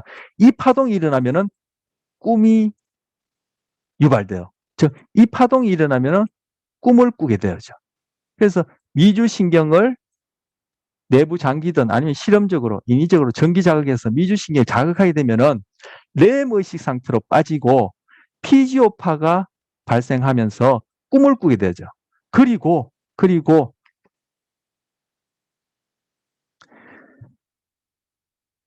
뇌간 망상체, 우리 뇌간 망상체 지난 시간에 좀 얘기했죠. 이 뇌간 망상체를 구성하고 있는 것이 네 가지 신경 전달 물질을 만드는 세포핵들이고 이러한 세포핵들 간의 연결이 그죠? 여기저기 얼기설기 왔다 갔다 복잡하게 연결되어 있다고 해서 이것을 망상체라 부르는데 이 망상체가 활성화되어지면 뇌 전체를 깨우지만 그죠? 또 한편으로는 REM 수면 동안에 즉 렘 의식 동안에는 망상체 중에 그죠? 앞부위는 이렇게 감각 정보를 통해서 뇌를 깨우는 각성과 관련되지만 망상체 중에 이 뒷부위 즉 등 쪽에 가까운 이 배척 부위는 아래쪽 운동 정보를 운동신경 또는 운동 정보를 전달하게 되어지는데 바로 렘 수면 또는 렘 의식 동안에 이 망상체 이 뒷부분은 운동신경을 통해서 어디 이 우리 몸 아까도 얘기했지만 몸의 이 중심부 근육을 억제하는 이 중심부 근육을 억제하는 그런 운동 신호를 보내게 되죠. 그래서 꿈꾸는 동안의 꿈을 주로 꾸는 REM 수면 의식 동안에 바로 아까 제가 말씀드린 대로 몸이 마비가 된다는 거예요. 그런데 바로 REM 수면 행동 장애를 보는 사람들은 이러한 렘 의식이 확실하게 켜지지 않아서 즉 깨어있는 것과 렘 의식 중간 상태에 걸쳐 있는 그러한 뇌관 기능의 이상으로 마비가 확실하게 안 일어나서 꿈을 꼭 행동으로 보여주는 것처럼 그런 REM 수면 행동 장애 나타나고 그것이 파킨슨병하고 밀접하게 관계가 있다고 아까 얘기했던 거. 그래서 자 다시 미주신경이 활성화되어지면 미주신경 뭐 내부 장기의 상태로부터 신호를 받아요. 이것이 렘 의식을 켜게 되고 렘 의식이 켜지면은 피지오파가 생기고 피지오파는 꿈을 만들어내게 되어지고 한편으로는 뇌관각성계 망상체와 관련해서 이 몸이 마비가 되어져요. 그런데 바로 임사체험 시에 임사체험이 그죠? 바로 교감신경계가 급격하게 활성화되었다가 또 부교감신경계가 리바운딩에 의해서 그렇게 급격하게 떨어지는 이러한 내부 장기의 상태의 신호가 임사체험 시에 일어난 내부 장기 상태가 미주신경을 과하게 활성화시키고 이 미주신경은 어떻게 렘 의식을 일으키고 피지오 파동을 통해서 꿈을 일으키고 마비를 일으키는 것이 바로 임사체험 시에 하게 되어지는 신체 이탈 또는 유체 이탈 그리고 신비 경험 또는 영적 경험이라고 우리가 이름 붙이는 그러한 의식의 내용을 가능하게 한다라는 것. 자, 꿈이 되었던 임사체험이 되었던 이러한 그죠? 에고, 자아가 하게 되는 의식의 내용이란 것이 바로 뇌관에 있는 각성을 조절하는, 이 경우에는 깨어 있느냐 아니면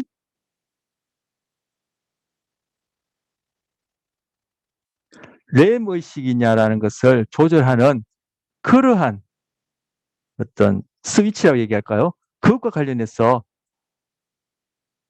결국은 이 내부 장기, 몸 상태로부터 그 신호가 시작된다는 거. 내부 장기와 관련된 몸의 상태 정보가 뇌간에 가서 깨어있느냐 REM 상태로 접어드느냐 하는 그 스위치를 조절함으로써 이것이 임사체험이라고 붙인 그러한 에고가 경험하는 의식의 내용에 영향을 준다는 것을 지금 보여주고 있어요. 그런데 이것이 꿈꾼 경우에도 이와 본질적으로 다르지 않은 이러한 과정이 일어난다고 생각하는데, 특히 임사체험을 하는 사람들은 바로 이 뇌간 각성기와 관련해서 깨어있음과 REM 의식을 명확하게 구별하는 이 스위치가 고장나 있다는 거예요.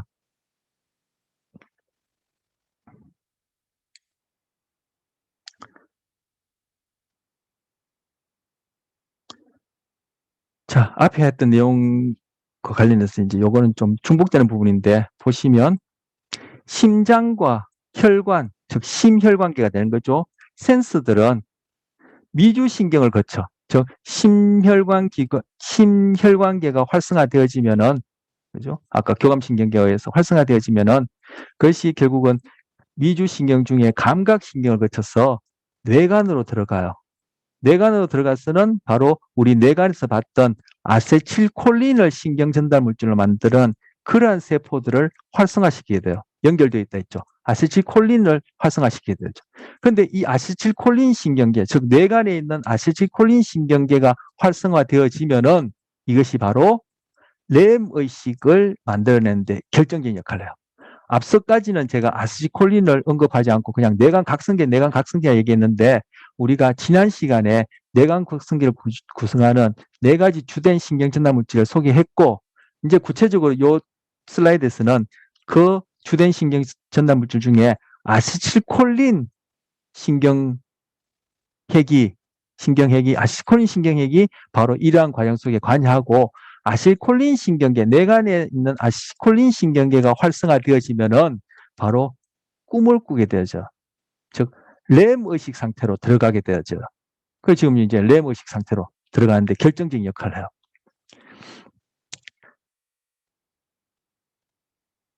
자, 여기 지금 요만큼이 지금 뇌간이고, 그렇죠? 그리고 여기가 후두역이 될 테고, 그리고 여기 이제 시상이 될 텐데, 아까 PGO파 할 때, PGO 웨이브 할 때 P가 바로 이 교를 얘기를 하고, 그리고 G는 아까 시상 중에 일부 시각과 관련된 부분을 얘기를 하고, 그리고 O는 후두역을 얘기한다 했죠. 그래서 여기서 그런 전기 신호가 결국 활동 전이가 되어지겠죠. 부르륵 일어나고 부르륵 일어나고 부르륵 일어나고 해서 PGO파가 생성되어질 때 꿈이 시작되어지게 돼요. 그런데 이 꿈을 꾸는 대부분의 경우가 REM 의식 상태, REM 수면 상태인데, 그 REM 수면 상태가 어떻게 일어나느냐, 바로 임사체험, 바로 미주신경의 활성화로 인해서 뇌간 중에 아세틸콜린 신경계가 활성화되어지면은 바로 이런 자는 동안에 REM 의식, REM 수면을 가능하게 하는 스위치가 턴온, 켜진다라는 거. 그런데 임사체험을 하는 사람들은 이 뇌간에, 즉 아까 앞서도 누차 말씀드렸지만 깨어있는 것과 REM 의식 상태를 결정하는 스위치라 표현할 수 있는 그러한 기능이, 즉 뇌간 기능이, 이것이 건강하지 못해서 고장이 나 있어서, 그죠? 어떤 공포나 위험한 상태를 경험할 때, 공포나 위험 상태, 즉 피할 수 없는 고통이나 공포를 경험한다고 해서 다 임사체험이라 얘기하는 것을 경험하는 건 아니죠. 그 중에 일부 사람들이 경험하는데, 그렇게 경험하는 사람들은 바로 뇌간 부위의 그러한 REM 의식과 깨어있는 의식 상태를 조절하는 그러한 스위치가, 이것이 건강하지 못해서, 달리 고장이 나서 이거는 REM 의식 상태도 아니고 깨어있는 상태도 아니고 어중간하게 다리를 걸쳐 있는 그러한 상태이기 때문에 이 사람들이 다른 사람들과 달리 공포 경험을 하게 되면은 그로 인해서 교감신경계가 활성화되어지고 그 활성화된 감각 정보가 미주신경을 거쳐서 뇌관 부위에 아세틸콜린 신경을 활성화시키게 되면은 이 사람들은 바로 렘 의식 상태에서 경험하게 되지는 그러한 영적 체험, 신비 체험이라는 그러한 의식적 내용을 경험하고 몸엔 마비가 되어지는 그러한 상황이 일어난다라는 거. 자, 꿈을 꿀 때 렘 의식하고 유사한데 소위 정상적인 사람들과 다른 점은 임사체험하는 사람들은 바로 뇌관에 있는 렘 의식과 깨어있음을 결정하는 그런 뇌관의 각성 스위치가 건강하지 않고 고장나 있다 이렇게 표현할 수 있고 바로 그러한 각성 스위치가 고장난 그런 경우의 또 한 예가 오늘 수업 초반에 말씀드렸던 REM 수면 행동 장애이고 그것이 뭐 상관 인과관계에는 아직 안 밝혀졌는데 상관 높은 것이 파킨슨 병이고 알츠하이머 치매라는 거. 이걸 볼 때 그죠? 이 뇌관 각성계가 얼마만큼 중요하며 이 뇌관 각성계의 각성 조절하는 그러한 토대가 되어지는 정보는 뭐다? 몸 상태로부터 온다. 그 중에서도 뭐 내부 장기 상태로부터 온다는 것을 알 수 있는 것이죠.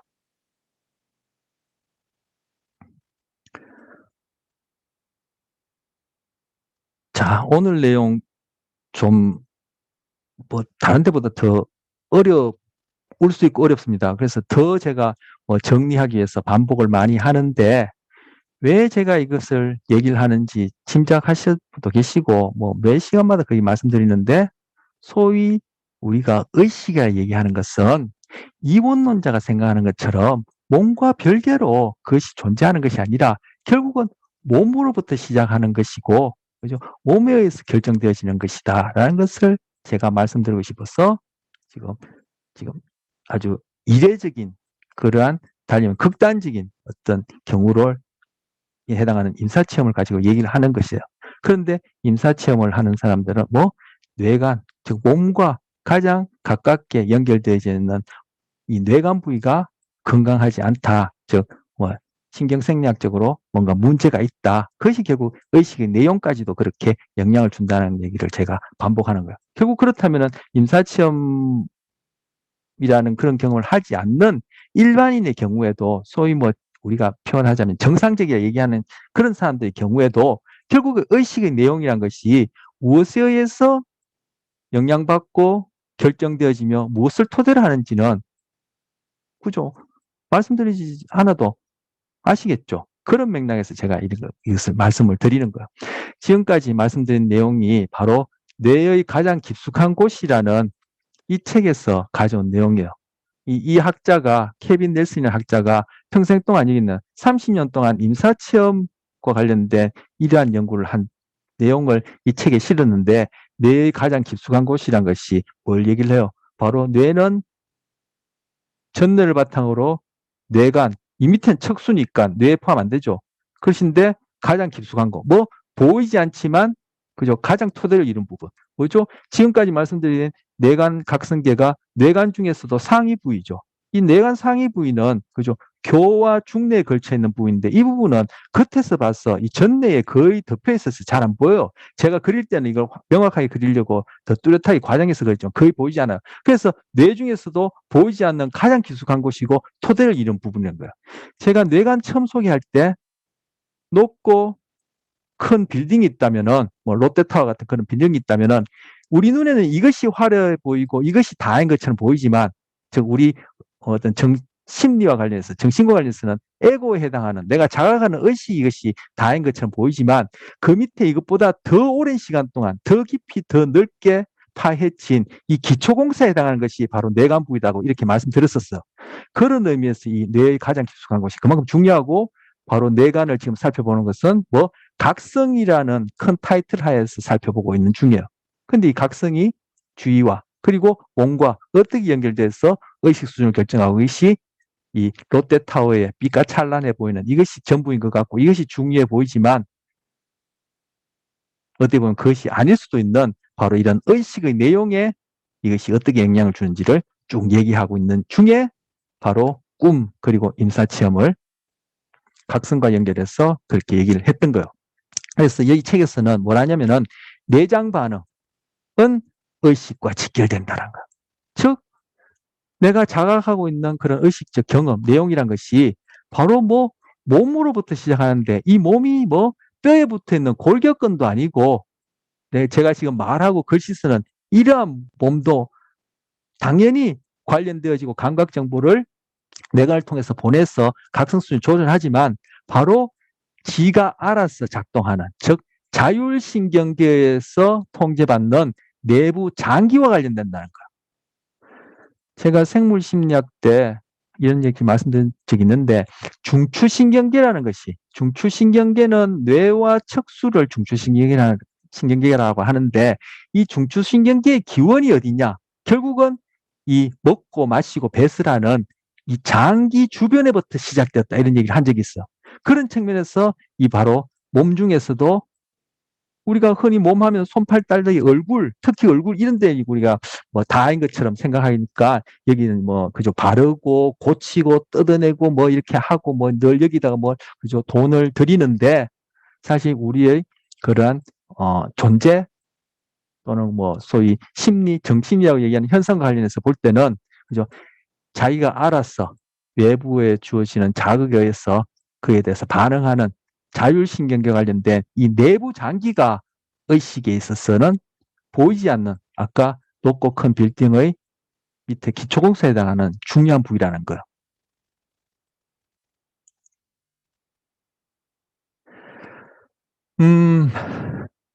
서양에서는 7이라는 숫자를 중요하게 여기기 때문에 뉴턴을 통해서 무지개가 7가지 색깔이다라고 얘기했다라는 그런 얘기를 말씀드린 적이 있어요.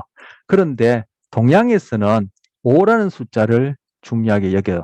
이게 다 결국은 그죠. 우리가 뭐 무엇을 보느냐, 색깔을 경험함에 있어서도 이렇게 문화에 의해서 부지부식간에 이렇게 우리의 그런 의식적 내용을 결정된다는 것을 보여준 또 일례가 되는 거죠. 우리는 음과 양이라는 음양이라는 그러한 측면에서 세상을 이해하고 동양에서는 그리고 음양아에서 이것이 오행이라 해서 우리 몸뿐만 아니라 이 내부 장기뿐만 아니라 그리고 이 세상이 이러한 음양 오행설에 의해서 돌아간다라고 설명하는 그러한 이론 또는 뭐 가설이 있단 말이에요. 그래서 5라는 숫자를 중요하게 여기는데 이 5라는 숫자가 방향, 동서남북도 나타내지만 그죠?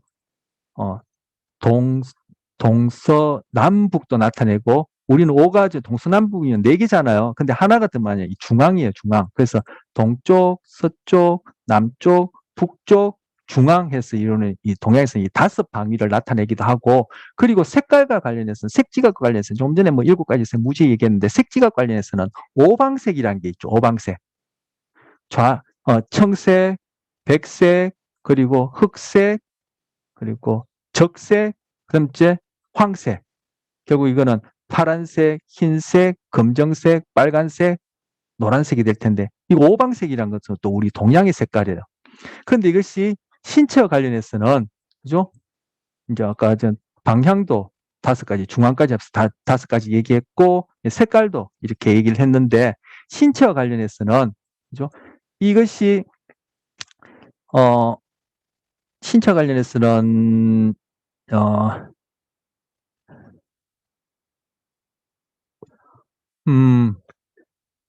북 동서남북과 관련해서 연결 지으려니까 제가 좀 헷갈리는데 신체와 관련해서는 폐 그리고 그리고 심장 그리고 신장 신장은 콩팥을 얘기하죠. 콩팥, 심장 그리고 폐 그리고 간 그리고 비위계 이것이 음양오행할 때 관련된 5가지예요.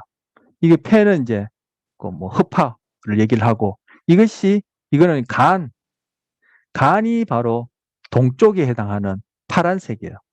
그리고 폐가 서쪽에 해당하는 흰색이고, 그리고 심장이 심장이 남쪽에 해당하는 적색 빨간색이고, 그리고 신장이 북쪽에 해당하는 흑색 검정색이에요. 그리고 이 중간에 비위라는 것이 바로 중앙에 해당하는 황색이에요. 그래서 이게 좌청룡, 우백호, 남주작, 북현무 이렇게 얘기하는 것도 바로 이 동물들과 짝지어서 5가지를 얘기를 해요. 그리고 가장 중간에 있는 것은 용 중에서도 푸른용, 청룡이 아니라 여기서는 누런 황룡을 배치시켜요. 그래서 동쪽에는 파란색이고 신체와는 간과 관련되고, 동물과 관련해서는 푸른 용이 관련되어지고, 그리고 서쪽은 폐와 관련되어지고 흰색이고, 그죠? 이건 백호, 호랑이와 관련되어지고, 흰 호랑이와 관련되어지고, 그리고 이 남쪽은 심장과 관련되어지고, 그리고 여기는 그 공작, 공작, 붉은색과 관련해서 공작과 관련되어지고, 그리고 북쪽은 신장과 관련해서 검정색이고, 이거는 거북이와 관련되어져. 그리고 이 중앙 부위는 비위와 관련해서, 그죠? 바로 노란색과 관련되어지는데, 이것은 황룡과 관련되죠. 그래서 임금들이 입는 골룡포라는 것이 누런 황룡이 그려져 있는 거예요. 가장 중심된 부분. 그래서 이 5가지 중에서는 이 부위가 가장 중심되어지고 상대적으로 중요하다고 여기지는데, 제가 이 얘기를 왜 하냐면은 바로 이 부위가 바로 위, 그리고 그 스플린이라 해서, 그죠? 비장과 관련되어져. 바로 뭐요? 먹는 것, 이것과 관련된 이 부위가 가장 중심을 이룬다는 거야. 그래서 바로 이 부위가 이것들도 다 중요하고, 이것도 아까 교감신경계 또 부교감신경 활성화 관련해서 중요한 내장 반응을 구성하는 내부 장기들인데, 바로 위를 중심으로 한 이 내장 반응이 의식과 직결된다는. 그래서 중국 고사라고 제가 알고 있는데, 중국 고사에서는, 그죠? 위가 건강하지 않는 사람한테는 나라를 맡기지 말라는 말이 있어. 아까 위가 가장 중앙에 해당한다 했죠. 위만 건강했으면 되겠습니까? 심장, 폐, 신장, 그리고 뭐 아까 그러니까 그 심장도, 신장도, 폐도, 간도 다 건강해야지만 이 위 기능을 할 텐데, 그 5가지가 중요하다고 하는데, 가장 그 중에서 상대적으로 중앙에 있는 위를 가장 중요하다 여기서 중국 고사에서는 위가 건강하지 않은 사람 나라를 맡기지 마라 그래요. 제 이 얘기 왜 했냐면은 결국 내장 반응, 지금 위뿐만 아니라 5가지 그런 내장 반응이 어느 만큼 건강하게 먹고 마시고 소화하고 배설을 하느냐가 우리 의식에 있어서 중요하다는 거죠. 뭐 바로 각성계와 관련해서 뇌간 시스템을 매개로, 그런데 이 내장 반응에 반응하는 이 뇌간 각성 시스템의 스위치가 깨고 잠들고 하는 이런 의식의 수준을 결정하는 스위치가 명확하게 딱딱 움직이지 않고 어중간하게 스위치가 고장나서 우리 집에 불이 끔뻑끔뻑끔뻑 하는 식으로 이렇게 작동할 때는 그것이 의식의 내용과 관련해서 신경생리학적으로 또는 우리 신체적인 생리학적인 상태가 바로 임사체험이라고 얘기하는 그런 상태로 접어들게 하고, 이런 사람들이, 그죠? 기면증이라 들어보셨습니까? 저처럼 지금 이렇게 흥분해서, 기면증입니다. 흥분해서 얘기하고 깨어있는 중간에 갑자기 잠에 푹 빠져드는 거예요. 이 사람들이, 기면증을 보이는 사람들이 증세를 보면은 환각, 꿈과 유사하다고 여기지는 그런 환각, 환청을 듣거나 환시를 경험해요. 그리고 마비가 일어나요. 아까 꿈을 꾸는 REM 상태에서는 우리 몸 중심 근육이 마비가 일어난다고 했죠. 그리고 이 사람들이 보여주는 뇌의 생리학적인 상태가 아까 봤듯이 REM 의식이라고 얘기할 수 있는 그러한 뇌의 상태를 보여줘요.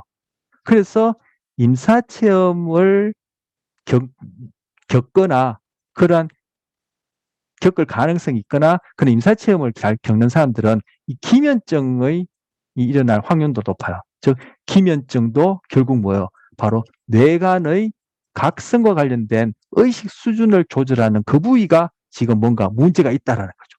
그래서 기면증은 깨어있는 상태에서 갑자기 REM 의식으로 푹 빠져드는데 이게 왜 그러냐면 바로 뇌간의 깨어있음과 REM 수준을 결정하는 그 뇌간 각성기의 스위치가 고장이 난 상태인데 바로 기면증을 잘 겪는 사람들이 임사체험을 하는 경우가 많다. 서로 상관이 있다는 것. 자, 위 얘기를 왜 했냐면은 바로 내장 반응과 관련해서 얘기를 했는데 그래서 그죠? 음식 이것이 결국은 맛하고 냄새하고 밀접한데 즉 맛, 냄새와 관련해서 음식에 대해서 비위가 건강하다 할까요? 강하다 할까요?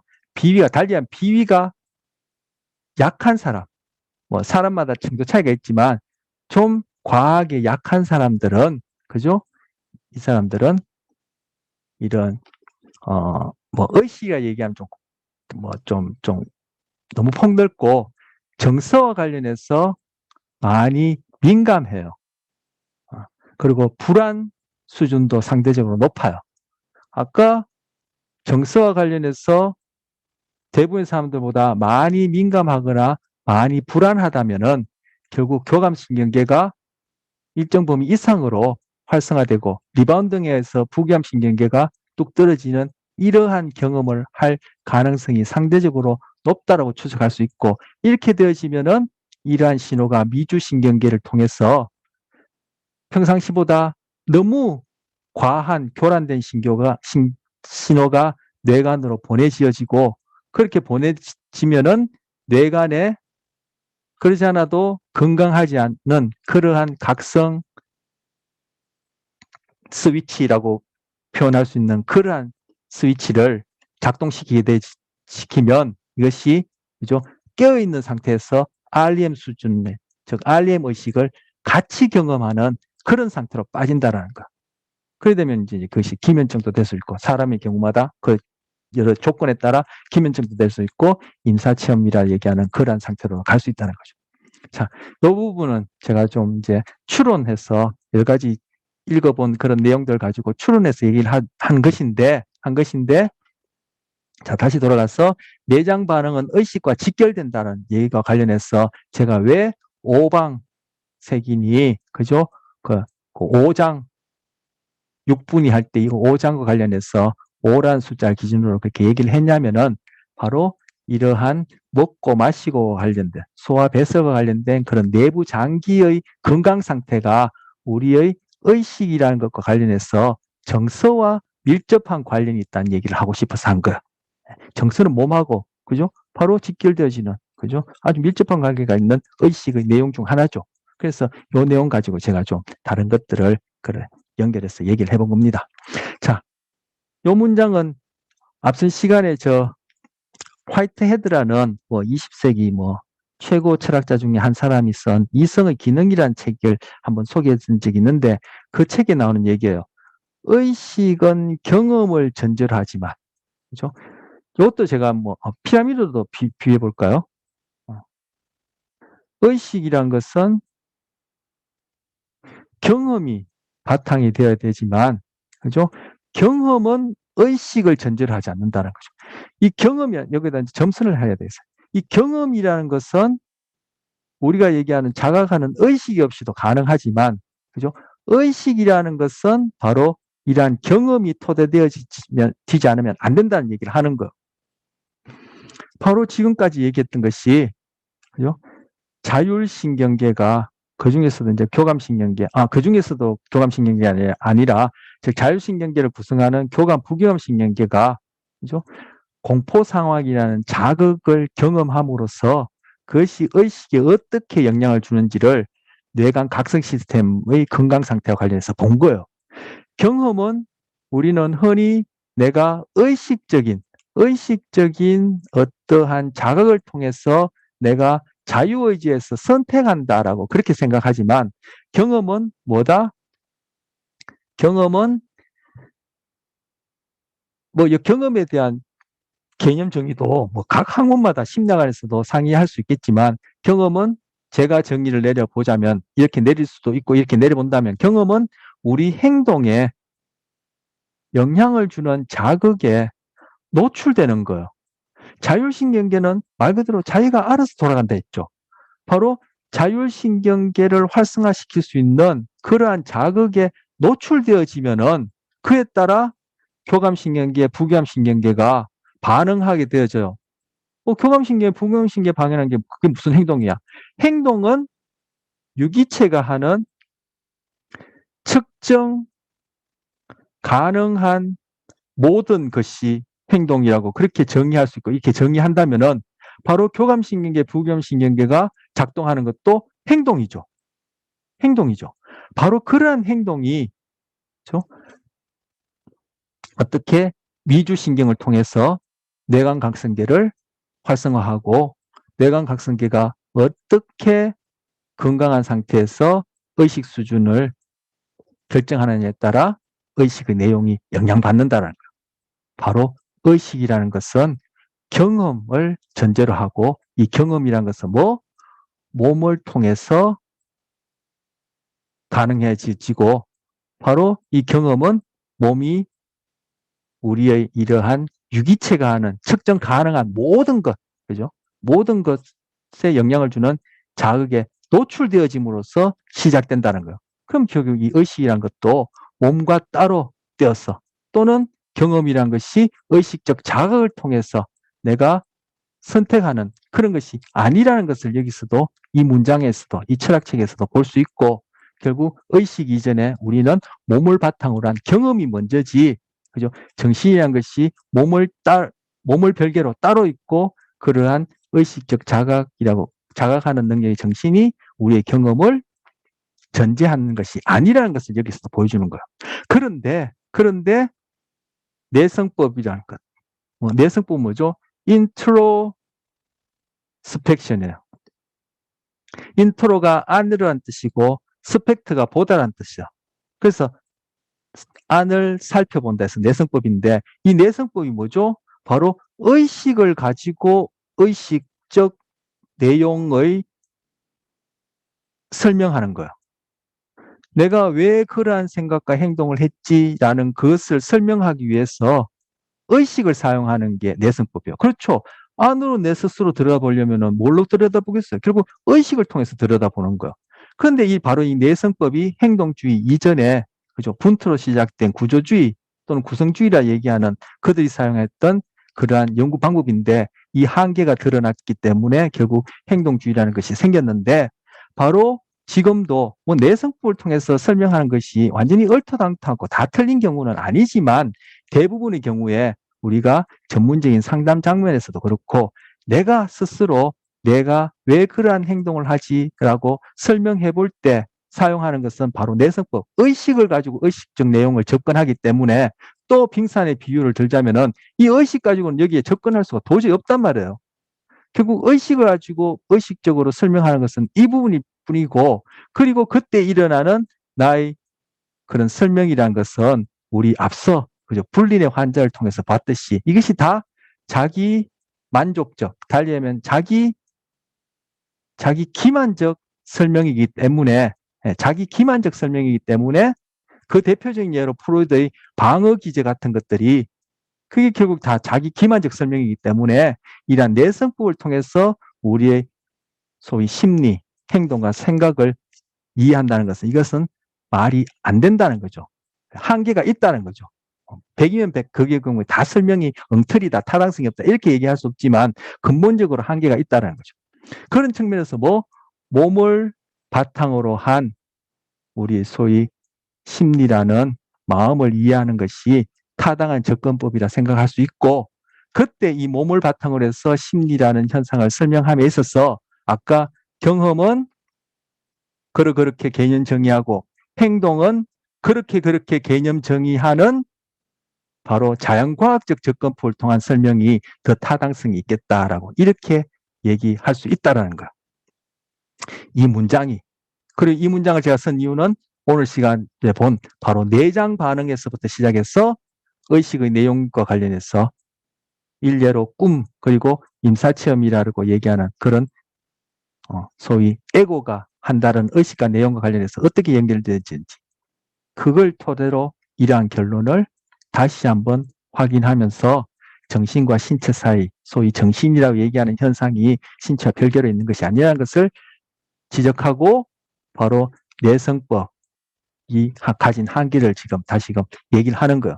그런데 그런 전문적인 상담 장면이 아니다 하더라도 우리가 평소에 하게 되는 내가 내 스스로의 어떤 행동, 의식적인 그런 경험에 대해서 의식적으로 설명하는 것은 그것이 타당성이 떨어질 수 있다는 거죠. 왜?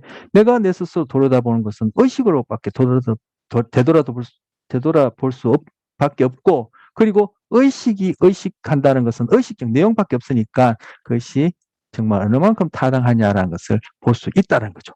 자, 여기에 또 관찰학습이라는 걸 넣어놨는데 제가 틈나는 대로 지금 이제 기억과 관련해서 연결해서 얘기를 하는데, 이 관찰학습은 학습과 기억, 우리 학습과 기억 관련해서는 지난 시간에도 서술기억, 비서술기억 얘기하면서 전체적으로 7가지 종류가 있다 했는데, 바로 이 관찰학습이라는 것도 그죠? 이러한 맥락에서 어떻게 설명되어질 수 있는지, 즉 학습과 기억이라는 이름에서 어떻게 설명되어질 수 있는지 얘기하려고 적은 여기다 표시해 놓은 건데, 이거는 시간이 많이 돼서 다음 시간에 해야 되겠습니다.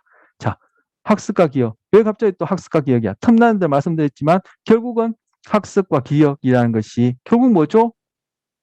에고라는 것고 얘기하는, 그죠? 소위 자아라는 것이 경험하는 의식의 내용이 되어지는 거죠. 근데 이 의식의 내용과 관련해서 학습과 기억에는 여러 종류가 있다. 그리고 그와 관련해서 관찰학습이라는 것은 이제까지 얘기한 이러한 결론에 해당하는 이분과 관련해서 어떻게 재해석할 수 있는지 살펴볼 수 있는지 이건 다음 시간에 말씀드리도록 하겠습니다. 그래서 이번 시간 이렇게 해서 마치고 다음 시간에 또 뵙도록 하죠.